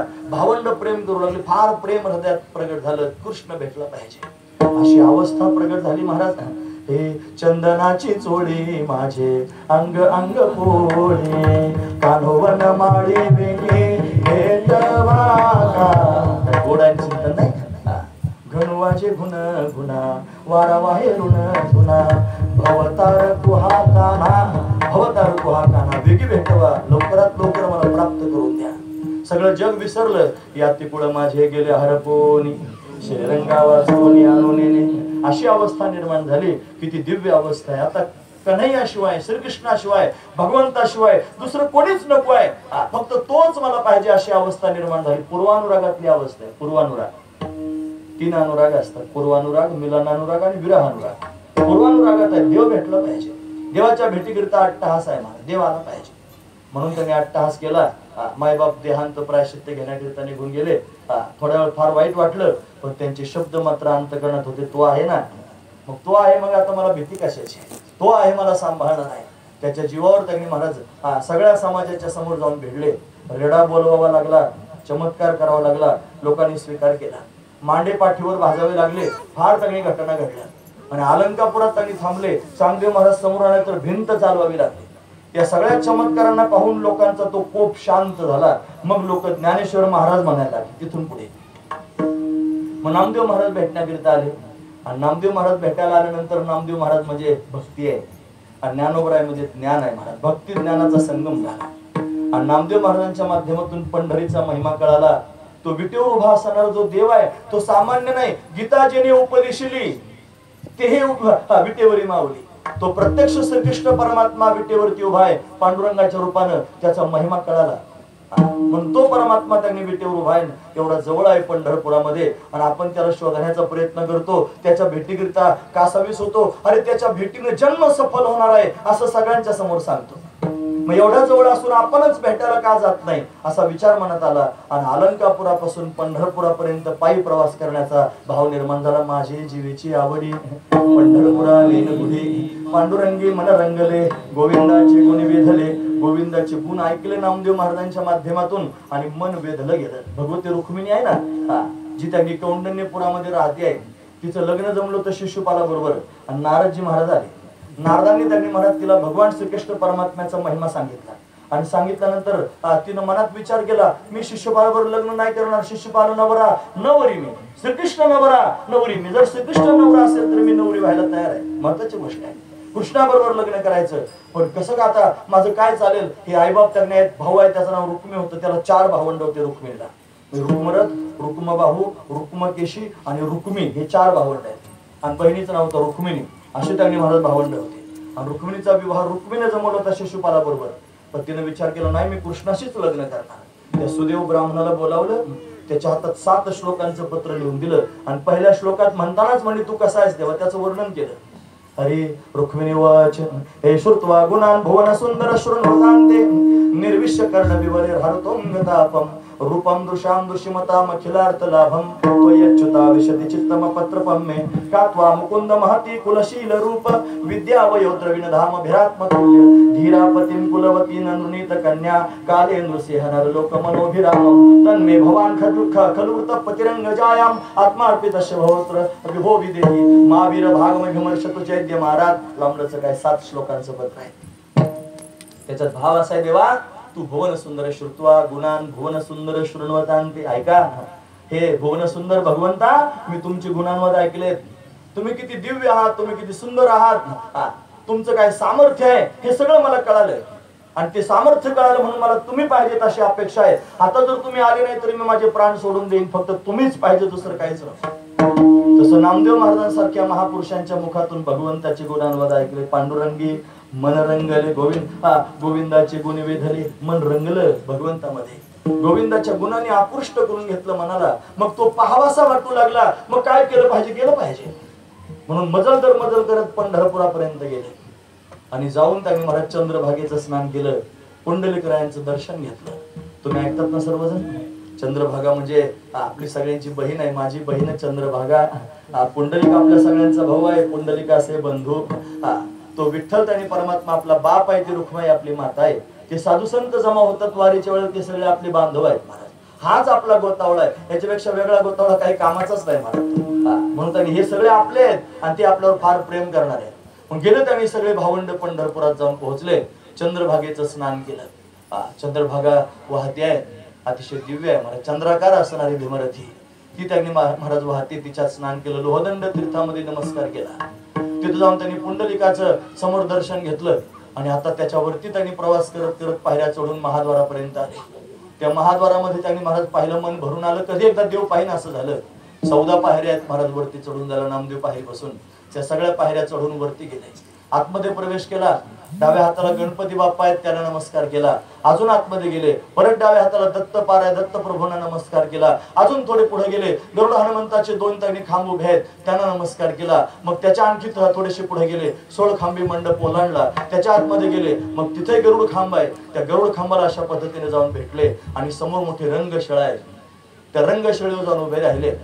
जेवढे भक्त जातात ना महाराज, ते रंगशाळेवर उभे राहतात आणि भगवंताला तिथूनच पाहतात. आधी त्याला पाहिल्यानंतर हृदय भरून येतं. निळभर आहे म्हणतात, निळा उभा रंगशिळे प्रेमे पाझरतात ती डोळे, डोळ्यांना प्रेमाच्या धारा लागतात. भगवान डोळे भरून प्रत्यक्ष पाहिला असं वाटतं धावतच जावं. प्रथम भेटी आलिंगन मग चरण वंदावे अशी अवस्था निर्माण होते. मग घाईघाईने त्यांनी महाराज पुढे जाण्याकरिता निघतात. एका बाजूला शेज घर पाहायला मिळतं. अजून त्यांनी पुढे जातात. मग त्या छोट्याशा दरवाजातून त्यांनी आतमध्ये प्रवेश होतो. देव विटेवरती उभा आहे, समान चरण विटेवर ठेवून त्यांनी परमात्मा उभा आहे. आणि त्याला त्यांनी प्रत्यक्ष पाहायला मिळतं. तो अतिशय सुंदर आहे, सावळा सुकुमार आहे महाराज. त्याचे चरण कर्दळीच्या गाभ्या समान कोमल आहेत. हे समचरण सरोजम सांद्र नीलामुदाभम जगन्निहित पाणिम मंडनम मंडनानाम तरुण तुलसीमाला कंदरम कंजनेत्रम सदैधवलहासम विठ्ठलम चिंतयामी. अतिशय गोड असणारा विठोबा विटेवरती उभा आहे. समान चरण आहेत महाराज, कर्दळीच्या गाभ्या समान कोमल चरण आहेत. त्याची नख स्फटिकासारखे दैदिप्यमान आहेत. त्यानं त्यांनी पायामध्ये त्यांनी सुंदर नुपुर घातलेली आहेत. त्याचा नाद गगनाला घडतोय. चरणीची नुपुरे वाकी गरजती नभा. त्यानं पिवळा पितांबर धारण केलेला आहे. त्याची कंबर सिंहासारखी लवचिक आहे. त्याचं उदर त्रिवलीने युक्त आहे. त्याची नाभी अतिशय सखोल आहे, त्याचं वक्षस्थल विस्तीर्ण आहे, त्याच्या छातीवर ब्राह्मणानं मारलेल्या पायाचा ठसा श्रीवत्सलांचन शोभून दिसतंय, त्याच्या गळ्यामध्ये तुळशी माला आहेत, त्याच्या गळ्यामध्ये वैजयंती माला आहेत, त्याच्या गळ्यामध्ये कमल पुष्पांच्या माला आहेत, त्याने खांद्यावर त्याने उपर्ण घेतलेला आहे, 2 हात कमरेवर त्याने ठेवलेले आहेत, एका हातामध्ये शंख आहे, एका हातामध्ये पद्म आहे, त्याचा कंठ शंखासारखा सुंदर आहे, त्याने कंठामध्ये कौस्तुभ मणी धारण केलेला आहे, त्याच्या मुखकमलाची आभा काही वेगळीच आहे, त्याची हनवटी अतिशय मोहक आहे, त्याचे कपोल म्हणजे गाल अतिशय दिव्य आहेत, त्याची नासिका म्हणजे नाक सरळ आहे, त्याच्या भोया धनुष्याकृती आहेत, त्याचे डोळे कमला समान आनंददायक आहेत, त्याचं उंच असणारं कपाळ आहे, त्याच्यावर त्यानं मलियागिरी चंदन लावलेलं आहे, त्याच्यावर केशराची उटी दिलेली आहे, त्याच्यावर त्याच्या आवडीचा बुक्का त्यानं लावलेला आहे, त्याच्या मस्तकावर सोनेरी रंगाचे कुरळे केस आहेत, त्यानं मोर मुकुट धारण केलेला आहे, त्यानं मस्तकावर भगवान शंकराला धारण केलेला आहे, त्याच्या कानामध्ये मकराकार कुंडले आहेत, त्याचे ओठ कुंदर फुलासारखे लाल आहेत, त्याचे दात रत्नांची ओळी ठेवल्यासारखे सुंदर दिसत आहेत, तो स्मित हास्य करतोय, समान दृष्टी आहे, समान चरण आहेत, समान हात कमरेवर ठेवलेले आहेत आणि माझ्याच कर्तव्यवरती उभा आहे असा भाव अंतःकरणामध्ये प्रत्यक्ष प्रगट झाला. त्याला डोळे भरून त्यांनी पाहिलं, नखशिखांत भगवंताला पाहून त्याचं दर्शन झालं आणि त्याच्या चरणांकडे त्यांनी मन आकृष्ट झालं, त्या चरणांकडे पाहतच राहावंसं वाटलं आणि त्या चरणांना पाहून सहजच अंतःकरणामध्ये भाव निर्माण झाले, बस माझ्या जन्माला आल्याची सफलता झाली. मी आज त्यांनी विठोबाचे पाय प्रत्यक्ष पाहिलेले आहेत, आता जगातलं काहीच पाहण्याचं शिल्लक राहिलं नाही, माझा जन्म सफल झाला. भावंडांकडे पाहिलं आणि ज्ञानोबरायांच्या मुखातून सहज शब्द बाहेर पडले, आज संसार सुफळ झाला गे माये, आज संसार सुफळ झाला गे माये, आज संसार सुफळ झाला गे माये, आज संसार सुफळ झाला गे माये, आज संसार सुफळ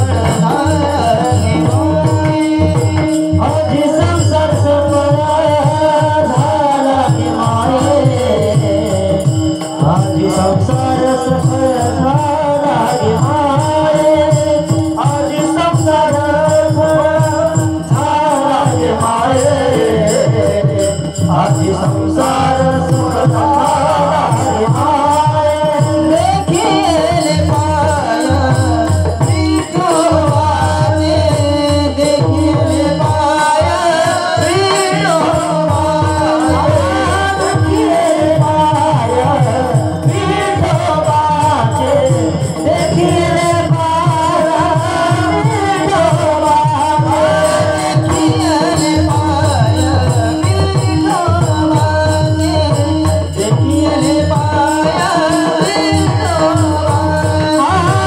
देखिले पाय विठोबाचे, देखिले पाय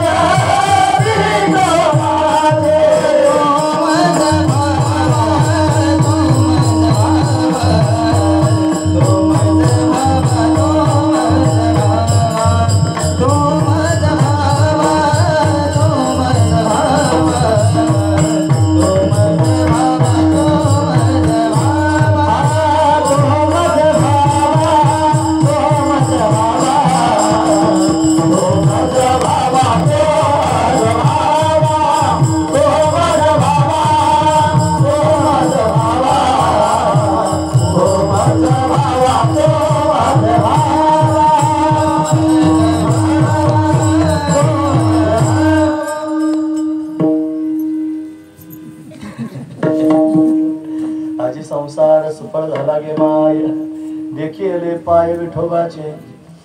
तुम्ही ऐकतात ना सर्वजण, विठ्ठलाला असंच पाहिलं पाहिजे आणि कीर्तन असताना हे विठ्ठलाला पाहण्याकरताच असतं, विठ्ठलाकरताच कीर्तन आहे, बाकीचं काय गप्पा गोष्टी करत असते. एखादं म्हणजे याला एवढंच येतं, दर कीर्तनात ते तेवढंच सांगताय, तो म्हणू परत, तो काय माझा मालक थोडाच आहे, तो काय म्हणतो आणि त्याच्या म्हणण्यानुसार मी माझ्यात बदलतो. कोण आहे तो? काय संबंध आहे त्याचा माझा? पटतं ना तुम्हाला? माझा संबंध ज्याच्याशी मी त्याच सांगणार. बायको जर शेजाऱ्याचं वर्णन करायला लागली तर गोड वाटेल का? बायकोनं वर्णन कोणाचं करायचं? नवऱ्याच करायचं. मी माझ्या नवऱ्याचं वर्णन करून सांगणार आहे. मी बाकीच्या उचापती करू कशा करता? जो माझं सर्वस्व आहे मी त्याचं वर्णन करून सांगणार. त्याच्या वाचून त्याने जगाचं वर्णन करायचं काही काम शिल्लक राहिलं नाही महाराज. मग तोच परमात्मा त्याने अतिशय विशेष आहे, त्याचं चिंतन केलं पाहिजे. आणि फार थोडा वेळ असतो कीर्तनामध्ये. बघा आता 15-20 मिनिटं शिल्लक राहिली. म्हणजे एवढ्या एवढ्या तास दीड तासाच्या चिंतनामध्ये बाकीचं गबाळ त्यांनी सांगायचं, देव सोडून कशाकरिता सांगायचं, इथून तिथून देवच सांगायचा. जर मनात भरता आलं लोकांच्या भगवंताचं प्रेमच म्हटलं पाहिजे, फार महत्वाचं गोष्ट आहे. ते फार गरजेचं आहे, गरज आहे. भूक लागलेल्या माणसाला जशी अन्नाची गरज असते, तहान लागलेल्या माणसाला जशी पाण्याची गरज असते, तशी भगवंताच्या भेटीची गरज वाटली पाहिजे. आणि ज्यांना गरज आहे त्यांच्याकरता हा खुराक आहे. ज्यांना गरज आहे नुसतं भोजन नाही, खुराक आहे माझा. हा, ते पुष्ट होतील या सगळ्या गोष्टी प्राप्त करून भगवंताचं चिंतन घडलं पाहिजे. मग ज्ञानोबरायांनी प्रत्यक्ष भगवंताला पाहिलं महाराज. ज्ञानोबराय स्वतःच भगवंताचे अवतार आहेत, पण लीला करण्याकरिता आले ना, भक्ती सुखा लागे आपण बेची दोन्ही भागे वाटून या अंगी सेवके बाने. तेच म्हणतात, ज्ञान गिळून गावा गोविंद गा.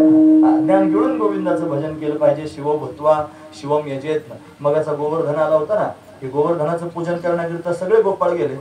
हे सगळे गोपाळ गेले, त्याच्यात का नाही आपण होताच की नाही महाराज. हा, मग त्याने आधीच सांगितलं होतं गोवर्धन असा आहे, फार सुंदर आहे, त्यानं पितांबर धारण करतो, तो असाच आहे, तो बोलत असतो, तो पाहत असतो, तो खात असतो. तिथं गेल्यावर पाहिलं तर डोंगर आहे. सगळे म्हणले काय घरी शहाणपणा करीत होता, गप्पा मारायला लागला, म्हणला असा त्या पितांबर धारण करतो ना, असा मुकुट आहे, कुठे हे डोंगरच आहे म्हणला. मग काय करायचं, अरे म्हणला मी तर फसलो आता, मग काय करायचं. त्यानं स्वतःच गोवर्धनाचं रूप धारण केलं. चतुर्भुज असणारा परमात्मा गोपाळांच्या समोर प्रगट झाला, स्वतःच रूप धारण करून आला. आणि अशी पूजा करावी लागते म्हणून समजून सांगायला लागला. स्वतःच स्वतःची पूजा करू लागला. शिव भूत्वा शिवम यजेत असं त्यांनी महाराज आहे ना, ज्ञानोबराय स्वतःच अवतार पांडुरंग नाव ठेवले ज्ञानी असं आहे की नाही. ते प्रत्यक्ष पांडुरंगाचा अवतार आहे. तर आपल्याला कळायला पाहिजे ना पांडुरंगाची भक्ती कशी केली पाहिजे, म्हणून करून दाखवतात तैसे संत जगी क्रिया करून जावी ती अंगी. आपल्याला सांगितलं असं भजन करा, गेले भगवंताच्या समोर, त्याला नखशिखांत पाहिलं आणि पाहून त्याच्या चरणांच्या जवळ त्यांनी दृष्टी दृढ झाली. आणि ती त्यांनी चरण पाहिले आणि पाहिल्यानंतर सहज मुखातून उच्चार बाहेर पडला, आजी संसार सुफळ झाला गे माय. देखिले पाय विठोबाचे, या विठोबाचे पाय त्यांनी पाहिले आणि माझा संसार म्हणजे माझा जन्म सफल झाला. हे करण्यानंच जन्माची सफलता आहे. आधीचं गबाळ सांगितलं ना तुमच्या समोर 20-25 मिनिटं, म्हणजे ती बायको, ते मुलं, ते घर, प्रपंच, मोठं त्यांनी संपत्ती, प्रॉपर्टी, या सगळ्या गोष्टी आहेत की नाही महाराज. हे प्राप्त करून घेणं म्हणजे त्यांनी महाराज सफलता नाही. हे प्राप्त करून घेणं म्हणजे त्यांनी सौभाग्य नाही. मग सौभाग्य काय आहे, भगवंताचे चरण प्राप्त करून घेणे, याचं नाव खऱ्या अर्थानं सौभाग्य आहे. हे सौभाग्य प्राप्त करून घेतलं पाहिजे. आपण अजून लोकांकडे पाहूनच जीवन जगतो. आपल्याला वाटतं लोकांनी चांगलं म्हणलं पाहिजे, मी कंबर बांधून तुमच्या समोर बोललं पाहिजे ना, असं वचनात बोललं पाहिजे ना, तुम्ही सगळ्यांनी म्हणलं पाहिजे बास. असं कीर्तन आपण ऐकलंच नाही, तोंडावर म्हणलं पाहिजे माझं फार कौतुक केलं पाहिजे. त्याच्याकरिता जर माझं कीर्तन असलं म्हणजे माझं कीर्तन देवाकरता नाही, तुमच्या सगळ्यांकडून कौतुक करून घेण्याकरता आहे. मग तुमच्या कौतुकाकरता जर मी कंबर बांधून जन्मभरे कीर्तन केलं तर मला देव भेटेल का? मी तुमच्या कौतुकाकरता कीर्तन नाही करायचं, मी भगवंताला त्यांनी प्रिय वाटावं म्हणून कीर्तन करायचं. माझ्या भगवंताला माझ्यावर प्रसन्न व्हावं म्हणून मी कीर्तन करायचं. त्यातला भाव आहे महाराज. हे कीर्तन त्यांनी चालू असताना एकदा तरी मनात विचार केला पाहिजे महाराज. बरेच कीर्तन करायचे, पोरं कीर्तन करत असतील, सगळ्यांनी कीर्तन करायला कंबर बांधताना पहिला विचार करायचा आणि भगवंताशी बोलायचं, देवा या लोकांनी मला कीर्तनावर उभं केले, यांचे माझ्यावर उपकार आहेत. मग ते मला आहे, तुम्ही जर बोलवलं नसतं तर कीर्तन कसं काय करता आलं असतं. सरळ सरळ गोष्ट आहे. पण समजा तुम्ही नाही बोलवलं, इतर तुमची तारीख नसते घेतली, दुसऱ्या ठिकाणी गेलो असतो, पण त्या लोकांनी तरी बोलवलंच असतं ना. त्यांनी जर बोलवलं नसतं तर कीर्तन कसं काय करता आलं असतं. कीर्तन करण्याकरिता नव्हे एकल्याचा खेळ, म्हणून मेळविला मेळ, असा मेळ जमावा लागतो ना. तुम्ही मेळ जमवलं ना, आयचा त्याने मी नागोबासारखा व्यासपीठावर उभा राहिलो. तुम्ही सगळं जुळवलं, तुम्ही सिस्टीम आणली, तुम्ही मंडप तयार केला, तुम्ही लोक बोलवले, तुम्ही टाळकरी बोलवले, एवढी सगळी तयारी तुम्ही केली आणि मी आयता येऊन कंबर बांधून छाप करून कीर्तन करायला लागलो. तुमचे उपकार आहेत ना महाराज. तुम्ही त्यांनी अशा पद्धतीने बोलवलं, भगवंताचं चिंतन अशा पद्धतीने घडत आहे. पण असं घडतं हे त्यांनी बुद्धी देणारा कोण आहे, याला बोलवा अशी बुद्धी देणारा कोण आहे, तो कन्हैयाच आहे. त्याच्याशिवाय कोण बुद्धी देतो. मग त्याने जर बोलवलं ना, मग कंबर बांधून आधी डोळे बंद करून त्याचं स्मरण करायचं आणि त्याला म्हणायचं, हे बघ तू जर मला कीर्तन करण्याकरिता बोलवलंस ना, मग तू कीर्तनात उभा असतोस याची मला जाणीव आहे. फक्त हे लोक कीर्तन ऐकू नाही तर नाही ऐकू, पण तू मात्र माझे 4 शब्द बारकाईने ऐकले पाहिजे अशी माझ्या पोटात भावना आहे. असा कीर्तनकार जर देवाबरोबर बोलेल तर तो कीर्तन महाराज, तो देव त्याचं कीर्तन ऐकण्याकरिता प्रत्यक्ष लाईत होऊन समोर बसेल, उभा राहील. देव उभाच राहतो महाराज. सुरदास बाबा अंध होते ना दोन्ही डोळ्याने, आणि तो एक तारा वाजवायचे आणि भगवंताचं भजन म्हणायचे, असे फोटो पाहिले महाराज. ते भजन म्हणतायत आणि कन्हैया समोर बसला असा हनवटीला हात लावून त्यांचं भजन ऐकतोय महाराज. किती गोड भजन म्हणत असतील, देवाला भजन ऐकावं असं वाटतं. तसं आपलं कीर्तन देवाकरता असावं आणि कधीतरी देवाला फार आवडावं महाराज. म्हणजे जसे लोक त्यांनी कीर्तन ऐकण्याकरिता लांबून लांबून येतात ना, असा देव त्यांनी महाराज नंबर लावून उभा राहावा, असं आपलं कीर्तन व्हावं, भगवंता करता व्हावं. फार महत्वाची गोष्ट आहे. अशी अपेक्षा कीर्तन करायचं. वरून तुम्ही गाता की नाही, फार गोड गाता, फार सुंदर तुम्ही त्यांनी भजन म्हणता. तुम्ही भजन म्हणत असताना तुमच्या मनात हा भाव असला पाहिजे की भजन या लोकांना, यांचं काय त्यांनी महाराज घेऊन खाल्लंय तुम्ही, यांना समाधान देण्याकरिता, यांनी त्यांनी चांगलं म्हणण्याकरिता, यांनी वाह करण्याकरिता जर तुमचं भजन असतं तर काही कामच नाही ते भजन. तुम्ही मनात विचार केला पाहिजे, माझं भजन देवा करतं, देवा एकदा तरी ऐकणार आहे. एक आलाप त्यांनी देतो, मला जास्त आलापदारी येत नाही, मी काय मोठा गायक नाही, पण तरी सुद्धा त्यांनी महाराज माझं गाणं तुझ्या करताय देवा, एकदा फक्त माझं गाणं ऐक, मला शाबासकी पण देऊ नको, पण एकदा ऐक माझं म्हणणं. असं जर तुम्ही म्हणाल ना महाराज, तर तुमचं ऐकण्याकरिता तुमच्या समोर उभा राहील. फार महत्वाचा विचार आहे. याला कीर्तनात उभा राहायची सवय आहे महाराज. नामदेव महाराज कीर्तन करायचे ना, उभा राहायचं. उभा नव्हता राहत, नाचत होता, नाचत नव्हता, त्याचं धोतर काळत तरी कळत नव्हतं. नाचता नाचता देवाचा गळा पितांबर, नामदेव कीर्तन करी पुढे देवनाचे पांडुरंग, नामदेव कीर्तन करी पुढे देवनाचे पांडुरंग, नाचता नाचता देवाचा गळाला पितांबर, पितांबर गळेपर्यंत भक्तांच्या कीर्तनामध्ये नाचतो. फक्त भक्ताच्या मनात ही भावना असली पाहिजे, देव कीर्तनात कीर्तन ऐकण्याकरिता आला पाहिजे. वैकुंठीचा देव आणूया कीर्तनी, सावता महाराज म्हणतात ना, महत्वाचे वैकुंठातला देव या कीर्तनात आणू आणि देवाकरिता कीर्तन करू. जर देवाकरिता माझं कीर्तन असेल ना, तर तुम्हाला आवडो न आवडो, तुमच्या मनात ते घुसेल महाराज आपोआपच. फार महत्वाची गोष्ट आहे. हे जे पोरं वाजवतात ना मृदंग, हे वाजवतात, तुम्हाला फार छान वाटतं, याने फार घासाघीस केली हे शिकण्याकरता. उगच नाही वाजवत, एवढं ते पोरगाय ते चक्रधार वाजवून मला धड धड धड धड धड वाजवून ते चांगलं, हे का एवढं त्यांनी वाजवणं आहे. हे जर वाजवणं लोकरंजवणी करता असलं तर ते उपयोगाचं नाही. त्याच्या मनात जर भाव निर्माण झाला, देवा जशी माझी बोट पडतात ना त्या पुडीवर आणि धुमावर, अशा त्या बोटांबरोबर जर तू नाचला तर किती चांगलं होईल. तू वाजून बघ भगवंताकरिता, जर नाही नाचलं तर तिथून पुढे मला त्याचा स्वभाव आहे तो हे सगळं करत असतो.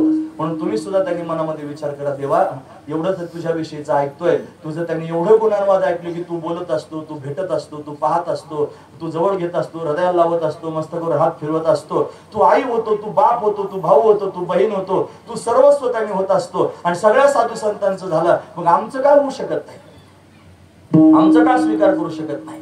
नकोच मला बाकीचे हे सगळे, फक्त तूच पाहिजे, तुझ्या वाचून काहीच नको, अशी भावना निर्माण झाली. त्याला पाहण्याकरिता निघाले आणि तो दिसला, त्याच्या चरणांचं दर्शन झालं, स्वाभाविकपणे भाव निर्माण झाले, बस जन्माची सफलता झाली. आजी संसार सुफळ झाला देखील पाय विठोबाचे. मग आता काय तुमचं म्हणणं आहे पुढे? म्हणे आता काहीच म्हणणं नाही, जो पाहिला तोच पाहिजे, त्याच्या वाचून दुसरं काहीच नको आहे. आणि पुन्हा पुन्हा पुन्हा पुन्हा त्या पांडुरंगाचं त्यांनी चिंतन घडावं, त्याचं दर्शन घडावं, एवढीच अपेक्षा पोटात आहे. महाराज वर्णन करून सांगतात, ओ माझा बाबा,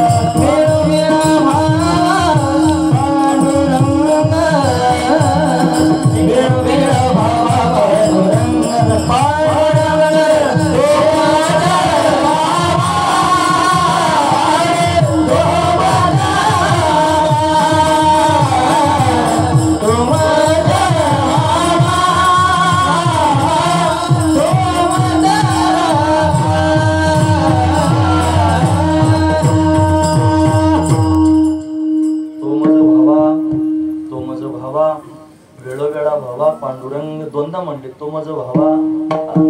आता कोण पाहिजे? तोच पाहिजे. आणि पुढं तोच पाहिजे, दोनदा म्हणले. आता पण पाहिजे आणि भविष्यात सुद्धा तोच पाहिजे. त्याच्या वाचून दुसरं काहीच नको. त्याच्यापेक्षा जगात दुसरं कोणी मोठं नाही अशी भावना निर्माण झाली पाहिजे. जोपर्यंत आपण दुसऱ्या लोकांना महत्व देतो ना त्याच्या वाचून, तोपर्यंत समजायचं आपल्या दृष्टीने फक्त तोच मोठा नाही. लक्षात आलं तुमच्या मी काय म्हणतो ते?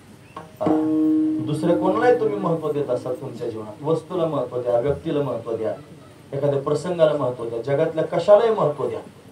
तुम्ही फक्त म्हणा मला हे आवडतं. तुम्ही फक्त म्हणा मला हे आवडतं. तुम्ही हे आवडतं म्हणले म्हणजे तुम्हाला देवा व्यतिरिक्त ते आवडत आहे. आवड हा शब्द निर्माण झाला की भक्ताच्या जीवनामध्ये एकच शब्द बाहेर पडला पाहिजे, परमात्मा. मला काय आवडतं? फक्त परमात्मा. मला बटाटे आवडत नाही, मला टमाटे आवडत नाही, मला कांदा आवडत नाही, मला भजी आवडत नाही, मला हा कपडा आवडत नाही, मला हे जगातलं त्यांनी माणूस आवडत नाही, मला त्यांनी हे अमुक पद आवडत नाही. मला काय आवडतं? देव आवडतो, पांडुरंग आवडतो. याच्या वाचून मला काहीच आवडत नाही. तर प्रॅक्टिकलात आणून बघा महाराज, खरंच हे मला आवडतं असं आपण म्हणलो ना, ते मला आवडत नाही बरं का, हे असं मला आवडत आहे असं म्हणलं की समजायचं याला देवा वाचून हे आवडत आहे. मग तो सगळ्या बाकीच्या सगळ्या गोष्टींच्या ठिकाणी सामान्य झाला पाहिजे, त्याच्या आवडीनिवडी संपून गेल्या पाहिजे. एकच आवड राहील पाहिजे, तो म्हणजे देव. देवाचून त्यांनी महाराज काहीच नाही आवडलं पाहिजे. ज्यांचा आवडता देव, अखंडित प्रेम भाव, फक्त देव आवडला पाहिजे. तो आवडला की मग फक्त तोच पाहिजे असं वाटेल, जगातलं दुसरं काहीच नको असं वाटेल. म्हणून ज्ञानोबाने विचारलं, आता तुम्हाला दर्शन झालं, संसार सफल झाला म्हणता, जन्माला आल्याची सार्थकता झाली, मग आता काय म्हणले? तो मज व्हावा, तो पाहिजे. ठीक आहे, मिळाला म्हणले, मग आताच नाही पुढं पण व्हावा, पुढं पण तोच व्हावा, त्याच्या वाचून जगातलं काहीच नको मला.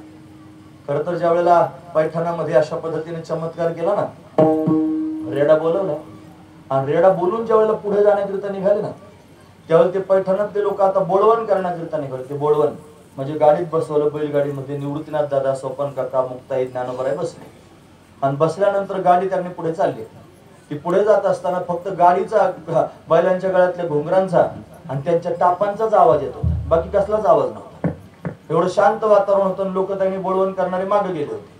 आणि एवढ्या वातावरणामध्ये हुंदका ऐकू आला, रडण्याचा हुंदका ऐकू आला. मागं रडताय कोणतरी, निवृत्तीनाथ दादा पुढे बसले होते. त्यांनी पुढे बसूनच त्यांनी विचारलं, कोण रडताय रे ते? कोणी बोललं नाही. मुक्ताई जरा चाणक्य होती ना, ती म्हणली, हा ज्ञानदादा रडतोय. अरे असं म्हणल्यावर मागं वळून पाहिलं, गाडी थांबली. ज्ञानोबरायांकडे पाहिलं, ज्ञानोबराय रडत होते. निवृत्तीनाथांनी काही विचारायच्या आधीच गाडीतून खाली उडी मारली आणि रस्त्याच्या कडेला एका दगडावर बसले आणि फुंदून फुंदून रडू लागले. निवृत्तीनाथ दादा खाली उतरल्यानंतर ज्ञानोबरायांच्या जवळ गेले. आईचे शब्द आठवले. आई देहांत प्रायश्चित्त घ्यायला गेली, त्यावेळेला जाताना सांगून गेली होती, निवृत्ती, माझ्या या चिमुरड्या लेकरांच्या डोळ्यात पाणी आलेलं कधी पाहू नकोस बरं का, कधी यांच्या डोळ्यात पाणी येऊ देऊ नकोस. तूच यांची आई हो, तूच यांचा बाप हो, त्यांना सांभाळ, तू थोरला आहेस, तू समज आली, तू समजदार आहेस, म्हणून यांना कधी रडू देऊ नकोस. आणि हा तर रडतोय, घाई घाई गेले, जवळ घेतलं, हृदयाला लावलं, आईच्या प्रेमाने त्यांनी कुरवाळायला सुरुवात केली. विचारलं, ज्ञाना का रडतोस? मग ज्ञानोबराय म्हणले, दादा आपण गाडीत बसून चाललो इथपर्यंत ठीक आहे, आता जायचंय कुठे आणि कोणाकडे जायचंय? ज्या समाजामध्ये चमत्कार केल्यानंतर नमस्कार लोक करतात त्या समाजात जायचं, कशाकरता जायचं? आपण आधीचे तेच होतो ना. रेडा बोलवल्यावर लोकांनी ज्ञानेश्वर महाराजांचा विजय असं म्हणले. कधी? जेव्हा रेडा बोलवला तेव्हा. आधी तर तेच लोक आसूड मारण्याकरता तयार होते. ज्ञानोबरांच्या पाठीवर 3 आसूड मारले महाराज. तो रेडा आहे, त्या रेडे महाराजांच्या पाठीवर आसूड मारले, ज्ञानोबरांच्या पाठीवर त्यांनी वळ उमटले. म्हणजे त्यांनी एवढा अट्टहास करून त्यांनी समाजाच्या समोर परीक्षा द्यावी लागली. तो आणि मी एकच आहे, तो माझा आत्मा आणि त्याचा आत्मा एकच आहे सांगण्याकरता किती अट्टहास केला. शेवटी रेड्याच्या मुखातून वेद वाजवावे लागले. तेव्हा लोकांनी स्वीकारलं, अरे चमत्कार केल्यानंतर जर हे लोक स्वीकारत असतील तर यांचं काय करायचं, कशाकरिता आपण चाललो या लोकांमध्ये सांगा. मग ना निवृत्तीनाथांनी डोक्यावर हात फिरून सांगितलं, ज्ञाना दुःख दिले पराने पण उसने फिरू नये त्याचे. एखाद्या दुःख दिलं म्हणजे त्याचं उसने फेडायचं नसतं. समाज आहे, त्याचा स्वभाव समाजाने सोडला नाही, पण तू साधू आहेस, तुझा स्वभाव तू सोडू नकोस. मग अरे तुझ्या मुखातून त्यांनी म्हणत त्या श्रीकृष्ण परमात्म्याच्या मुरलीचे स्वर त्यांनी दरवळतात, बाहेर येतात. म्हणून त्यांनी त्या श्रीकृष्ण परमात्म्याने जी गीता सांगितली ना, त्या गीतेचा अर्थ तू लोकांच्या समोर सांग. आणि म्हणून समाजात आले. म्हणून ज्ञानेश्वरी जगाच्या समोर अशा पद्धतीने प्रगट केली. नाहीतर काही त्यांनी जगाशी संबंध ठेवायचं काम नव्हतं. आळंदीत गेल्यानंतर विसोबा काकांनी झोळी फाडून टाकली, पीठ जमिनीवर सांडलं, लहान लेकरासारखा पायातल्या जोड्यासहित त्याच्यावर नाचला दन दन दन करून. एवढं करून थांबला नाही, दगड मारा म्हणलं. लहान लहान लेकरांनी त्यांनी दगड मारले, चिखल अंगावर फेकला आणि त्यांनी निघाले आणि पर्णकुटीत जाऊन बसले, ताटी लावून घेतले. मनात काय विचार येत होता, नकोच, हे कोणीच मला नको आहे. म्हणजे कधीच, मला एवढंच सांगायचं, कधीच या समाजाची अपेक्षा त्यांनी केली नाही महाराज. त्यांना काही आवश्यकताच नव्हती. जर समाजाची अपेक्षा असती तर कार्य पूर्ण झाल्याबरोबर 22व्याच वर्षी संजीवन समाधी घेतली नसती. कार्य पूर्ण झालं ना, मग समाजाची जर एवढी ओढ असते, जगातलं काही मिळवायचं जर शिल्लक राहिलं असतं, मान प्रतिष्ठा वैभव संपत्ती मोठेपण जर मिळवायचं असतं तर अजून थोडे दिवस राहिले असते, अजूनही त्यांनी उपलब्ध करून घेता आलं असतं. पण म्हणजे नको, मला माझ्या चित्ताचा हा विषय नाही, माझ्या चित्ताचा विषय तो आहे जो विटेवर उभा आहे, तोच मला पाहिजे आणि तोच मला पाहिजे, तो माझा व्हावा, तो माझा व्हावा आणि कायम तोच पाहिजे, वेळोवेळा व्हावा पांडुरंग, त्याच्या वाचून काही नकोच आहे. ही दृढ भावना आहे. आपण काय शिकायचं कीर्तनातून, या काय शिकायचं अभंगातून, आपण सुद्धा हेच शिकायचं. जगातलं काय गबाळ जमा करता, हे सगळं लिगाड आहे, टाकून दिलं पाहिजे तर देव भेटेल. जया परमार्थाची चाड म्हणा पुढे, त्याने सांडावे लिगाड, सगळं टाकून दिलं पाहिजे. धरुणे भजनाची चाड, फक्त भजन करायचं असं नाही, नित्य नेम आदर, 3 गोष्टी सांगितल्या. नित्य नेम आदर, म्हणून त्यांनी सगळं लिगाड बाजूला करावं, भगवंताचं भजन करावं. कशाकरिता, तोच पाहिजे म्हणून करावं, बाकीचं काही मिळवण्याकरिता नाही. म्हणून तो मज व्हावा, तो मज व्हावा, वेळोवेळा व्हावा, पांडुरंग अशी अवस्था झाली. का हो, एवढे पांडुरंगाच्या ठिकाणी दृढ झाले. ते म्हणले, मला आई बापानं जो कृष्ण सांगितला ना, तोच हा कृष्ण विटेवरती उभा आहे, तो हा विठ्ठल बरोबा, तो हा माधव बरोबा, तोच हा माधव आहे, तोच हा गोविंद आहे, तोच हा श्रीकृष्ण परमात्मा आहे. त्याला पाहून त्यांनी महाराज चित्त विभोर होत, तो माझ्या चित्ताला वेधून घेणार आहे. सावडे परब्रह्म आवडे या जीवा, मने मन राणीवा घर गेले, अशी अवस्था त्याला पाहून त्यांनी होते. म्हणून त्याचं ज्ञान माझ्या श्रीगुरूंनी मला करून दिलंय. तो जो विटेवर उभा असणारा देव आहे ना, तो कसा आहे, लक्षपूर्वक आहे का. अजून 4-5 मिनिटं माझ्या हक्काचे आहेत. पुढे गेल्यानंतर कसतरी पाहायचं, आता लगेच नाही. पहा तुम्ही कसतरी माझ्याकडे, पण लगेच नका पाहू. अजून 5 मिनिटं हक्काचे जाऊ द्या, त्याच्यानंतर बघा. म्हणून अजून आहेत 5 मिनिटं. लक्ष, मला विठ्ठल कसा आहे ते सांग. त्यांनी पाहिलेला विठ्ठल कसा आहे ते सांगायचं. त्यांनी पाहिलेला विठ्ठल असं, ते म्हणजे सत्य ज्ञान अनंत गगनाचे प्रावरण, नाही रूपवर्ण गुण जेथे, तो हारे श्री हरी पाहिला डोळे भरे, पाहता पाहणे दुरे सारोनिया. ज्ञानदेव म्हणे ज्योतीची निज ज्योती, ते हे उभे मूर्ती विटेवरे. विटेवर उभी असणारी मूर्ती कशी आहे, ती स्वरूपानं सांगितले. सत्य आहे, ज्ञान स्वरूप आहे, आनंद आहे, गगनासारखी व्यापक आहे, त्याला रंग नाही, रूप नाही, वर्ण नाही, काहीच नाही. असा असणार तो श्री हरी विटेवरती उभा आहे. तो गगनासारखा व्यापक असणारा परमात्मा. तुका म्हणे नभा परता अनुचाही गाभा, हे त्याचं स्वरूप आहे. आणि अशा स्वरूपाने युक्त असणारा तो परमात्मा सर्वतनी, आपण सर्वजण आत्मा आहोत. आणि आत्म्याचं त्यांनी जी ज्योत आहे त्याची मूळ ज्योत विटेवरती उभा आहे. म्हणून त्यांनी ज्योतीची निज ज्योती, आपण सर्वजण त्यांनी आत्मा आहोत. महाराज, आत्मे आहोत नाही म्हणलं मी, आत्मे अनेक वचने आत्मा नाही, आत्मा एकच असतो. आपल्या सगळ्यांच्या ठिकाणी आत्मा एकच आहे, आपण आत्मा आहोत. आणि त्याला आत्मा का म्हणायचं, परिच्छिन्नत्व आलं ना शरीरामुळे, शरीरामुळे तो परिच्छिन्न झाला म्हणून त्याला आत्मा म्हणायची वेळ आली. तोच आत्मा ब्रह्म आहे आणि तो विटेवरती त्यांनी उभा आहे. ते ब्रह्म विटेवरती उभा आहे. ब्रह्म मार्ग चुकले, उघडे पंढरीशी आले, भक्त पुंडलिके देखिले, उभे केले विटेवरी. विटेवर उभा केला प्रत्यक्ष परमात्मा विटेवरती उभा आहे. म्हणून सगळे मोठे मोठे महापुरुष आहेत तर ज्ञानी सुद्धा त्याचं चिंतन करतात. ज्ञानोबरांनी त्यांना संदेश दिला. महाराज, गाते श्रोते आणि पाहते, चतुर विनोदी दुष्चित्ते, सोहम भावी पूर्ण ज्ञाते, या सकळा ते विनवनी, करा विठ्ठल स्मरण, नामरूपी अनुसंधान, भक्ता भवलक्षण, जगन प्रमाण दावितो. ज्ञानोबरांचं प्रमाण आहे. पण तो परमात्मा विटेवरती उभा आहे. भवसागर तरता, कार्य करीत असा चिंता, पहिलं उभा जाता कटिकर ठेवून या, त्याचे पायी घाला मिठी, मोलने घे जग जेठी, भावा एकासाठी खांदावा हे आपुल्या. हा त्याचा स्वभाव आहे.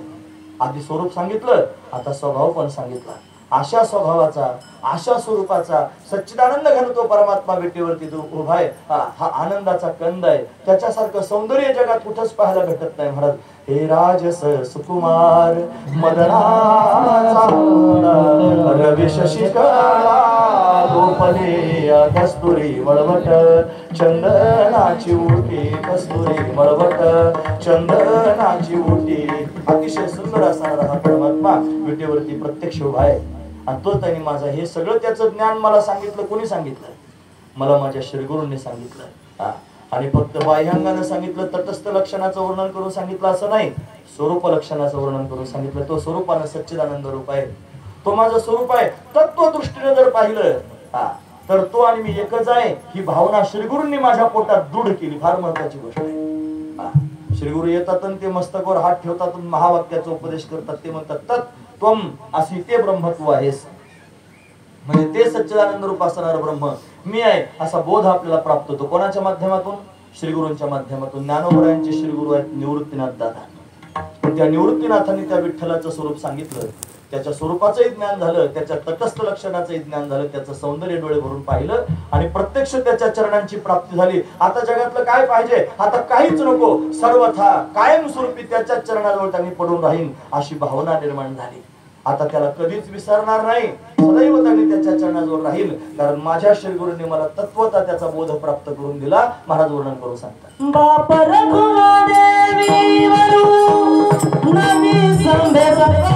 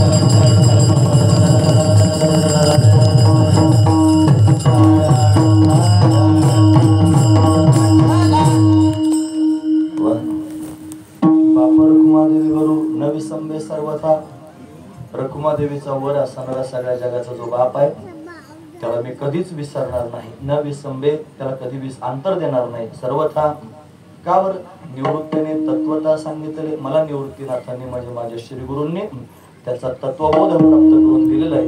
म्हणून मी त्याला हृदयामध्ये साठवलेला आहे. हा दिव्य भाव आहे. आपण या अभंगातून असंच घ्यावं. या जगामध्ये मिळवण्यासारखं दुसरं काहीच नाही. फक्त देवच मिळवण्यासारखं आहे. म्हणून देव पाहण्याकरिता सायास करावेत. उपक्रम करताना बघा ना, आपण असं केला, शरीर दिलं, इंद्रिय दिले, आयुष्य दिलं, बुद्धी दिली, देवाच्या प्राप्तीकरिता मिळाले. ते देवाच्याच प्राप्तीकरिता खर्च करा. आणि जसे ज्ञानोबरायतांनी संसार सफल झाला म्हणतात तसं आपल्या तोंडातून शब्द बाहेर पडू द्या. आजी संसार सफळ झाला की माय देखील पाय विठोबाचे. मग तुम्ही पण म्हणा तोच पाहिजे, तो माझं व्हावा, तो माझं व्हावा, वेळोवेळा व्हावा पांडुरंग. हा मग कधीच त्याला विसरू नका. बापर कुमारदेवीनं विसंबे सर्वथा अशी स्थिती निर्माण करा. तत्वता श्री गुरूंच्या माध्यमातून त्याला जाणून घ्या. जीवन त्यांनी पूर्णत्वापर्यंत जाईल आणि संसार अशा पद्धतीने सुखरूप होईल. हा दिव्य असणारा भाव ज्ञानोबराय व्यक्त करत आहेत. ही अवस्थाच त्यांना प्राप्त झालेली आहे. कोणाकोणाला प्राप्त झाली? सगळ्या संतांना प्राप्त झाली. म्हणून त्यांनी आपल्या समोर व्यक्त करून सांगितले. त्यांचे आपल्यावर उपकार आहेत. मोठ्या प्रेमाने आपण त्यांचं चिंतन करून पुढील प्रसंग पाहूया. हे ज्ञानेश्वर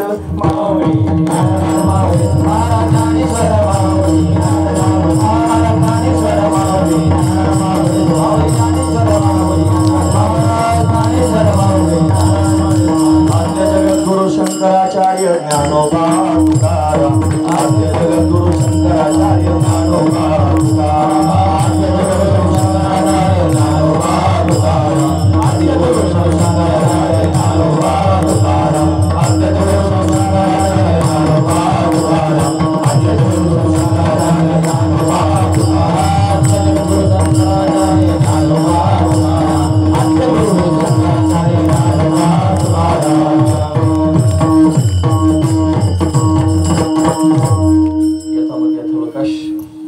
भगवंताची चैतन्य कार्यप्रथांची सेवा करण्याचा प्रयत्न केला. झाली सेवा भगवंताच्या चरणी समर्पित करून याच ठिकाणी थांबूया. 2 तास बसून तुम्ही माझी बडबड ऐकून घेतली. तुम्हा सर्वांच्या अंतःकरणापासून धन्यवाद. गुणवान मंडळींनी फार सुंदर साथ केली. तुम्हा सर्वांच्या अंतःकरणापासून धन्यवाद. साऊंड सिस्टीम सहज आहे, मला चांगलं बोलता आलं, त्याच्याकडे पाहायची पण आवश्यकता पडली नाही. फार सुंदर त्याने सिस्टीम लावली. त्यांच्या अंतःकरणापासून धन्यवाद. पंचकृषीतून भाविक उपस्थित आहेत, श्रद्धेने श्रवण करत आहेत. महाराज मंडळी समोर बसले आहेत. मोठ्या मनाने तुम्ही सर्वजण श्रवण करतात. तुम्हा सर्वांच्या चरणावर मस्तक ठेवतो. याच ठिकाणी थांबतो. जगदाळे महाराज फार प्रेमानं उपस्थित आहेत. फार श्रद्धेने ऐकण्याकरिता येतात. खरं तर मोठ्या माणसांच्या समोर बोलण्याची माझी पात्रता नाही, पण तरी त्यांना काय वाटत असेल मनातली मनात मला माहित नाही. ते समोर त्यांनी श्रवण करण्याकरिता बसतात. म्हणून त्यांनी ऐकावं. त्यांच्यासमोर मी आरडाओरडा करून हातवारे करून त्यांनी बोलावं मला योग्य वाटत नाही. आणि आवेश अंगात घुसल्यानंतर ते काही समजत नाही काय होतं आणि कशा पद्धतीने होतं. म्हणून तुम्ही श्रेष्ठ मंडळी त्यांनी मला क्षमा कराल अशी अपेक्षा करून याच ठिकाणी थांबतो. चाल झालीच सगळे धरूया आणि याच ठिकाणी थांबूया. निरोप सांगतो. निरोप म्हणजे आम्ही जिथून आलो ते संत पंढरी क्षेत्र आहे, सगळ्यांनाच माहिती आहे. मला त्याचा जास्त वाहपोह करायचं नाही, फक्त निरोप सांगायचा की तो वारी भरते दरवर्षी शंकराचार्य जयंतीची. अक्षय तृतीया ते शंकराचार्य जयंती 3 दिवसांचा सोहळा होत असतो. यावर्षी अक्षय तृतीया 30 एप्रिलला, या महिन्यातल्या 30 तारखेला, आणि त्याच्या पुढे 1 तारीख आणि 2 तारीख असा 3 दिवसांचा सोहळा तिथं संपन्न होणार आहे. त्याच्यामध्ये पहिल्या दिवशी घाटावरची माऊली परमपूजनीय वंदनीय ज्ञानेश्वर महाराज कराळे माऊली यांचं कीर्तन होणार आहे 7 ते 9. त्यानंतर दुसऱ्या दिवशी संध्याकाळी परमपूजनीय वंदनीय हरिभक्तीपरायण श्री यशोधन महाराज साखरे यांचं कीर्तन होणार आहे 7 ते 9. तिसऱ्या दिवशी सकाळी 8 ते 10 या वेळेमध्ये नगर प्रदक्षिणा होईल. त्याच्यानंतर त्यांनी 10 ते 12 या वेळेमध्ये शंकराचार्य जयंतीचे कीर्तन पूजनीय वंदनीय श्री गुरु मारुती महाराज तुंतुणे शास्त्रीजी यांचं त्यांनी कीर्तन होईल. त्यानंतर दुपारच्या वेळेत एक पुरस्कार वितरणाचा कार्यक्रम होऊन संध्याकाळी 4 ते 6 काल्याचं कीर्तन आपण करणार आहोत. पण अशा पद्धतीने त्यांनी एवढा 3 दिवसांचा हा सोहळा संपन्न होईल. 1 मेला सगळ्या दिंड्या मुक्कामी येणार आहेत. बऱ्याच दिंड्या येतात. 150 दिंड्या मागच्या वर्षी जमा झाल्या होत्या. यावर्षी पण सुद्धा त्यांनी तेवढ्या दिंड्या येतील. म्हणून सर्वांनी आपण अशा पद्धतीनं त्या कार्यक्रमाकरिता हजर राहावं. आपण सर्वांनी पण त्यांनी मोठ्या समूहानं जर तिथपर्यंत आलात, तुम्ही बोलवलं की तुम्ही हात मारला आम्ही लगेच हजर असतो. तुम्ही प्रत्यक्ष तारीख घ्यायला नाही, फोन जरी केला ना हॅलो म्हणले तिकडून तरी पण आम्ही तुम्हाला नाही म्हणत नाहीत महाराज कधीच. आवर्जून तुम्ही हाक मारले की तुमच्या समोर आम्ही हजरच आहोत. जसं त्यांनी तुम्ही बोलायला मिळाल तर आम्ही धावत येतो, तसं त्यांनी आपलं समजून आपण सर्वांनी सुद्धा अशा पद्धतीने धावत यावं आणि त्या सोहळ्यामध्ये सहभाग घ्यावा. वैष्णवांनी एकत्र यावं. वैष्णवांचा सोहळा, त्यांनी वैष्णवांची मांदियाळी एकत्र, एवढाच आमचा उद्देश आहे, बाकी काही उद्देश नाही. म्हणून त्यांनी अशा पद्धतीने सर्वांनी त्या सोहळ्यात येतं या. आमंत्रण आहे, सगळे लक्षात ठेवा. 3 दिवस आहेत, 30 एप्रिल, 1 मे आणि 2 मे. 3 दिवसात कधी शक्य होईल त्यावेळी या. नाही शक्य झालं तर 2 तारखेला सकाळी 8 वाजता येऊन संध्याकाळी 6 वाजेपर्यंत थांबा आणि मग त्यांनी महाप्रसाद अशा पद्धतीने घेऊन आपापल्या घरी जाऊ शकता. अशा पद्धतीची सूचना माझ्या वतीने दिली. चाल झालीच आहे. सगळे धरून मोठ्या प्रेमानं भगवंताचं चिंतन करायचं. ते कसं, हे विठ्ठल जय जय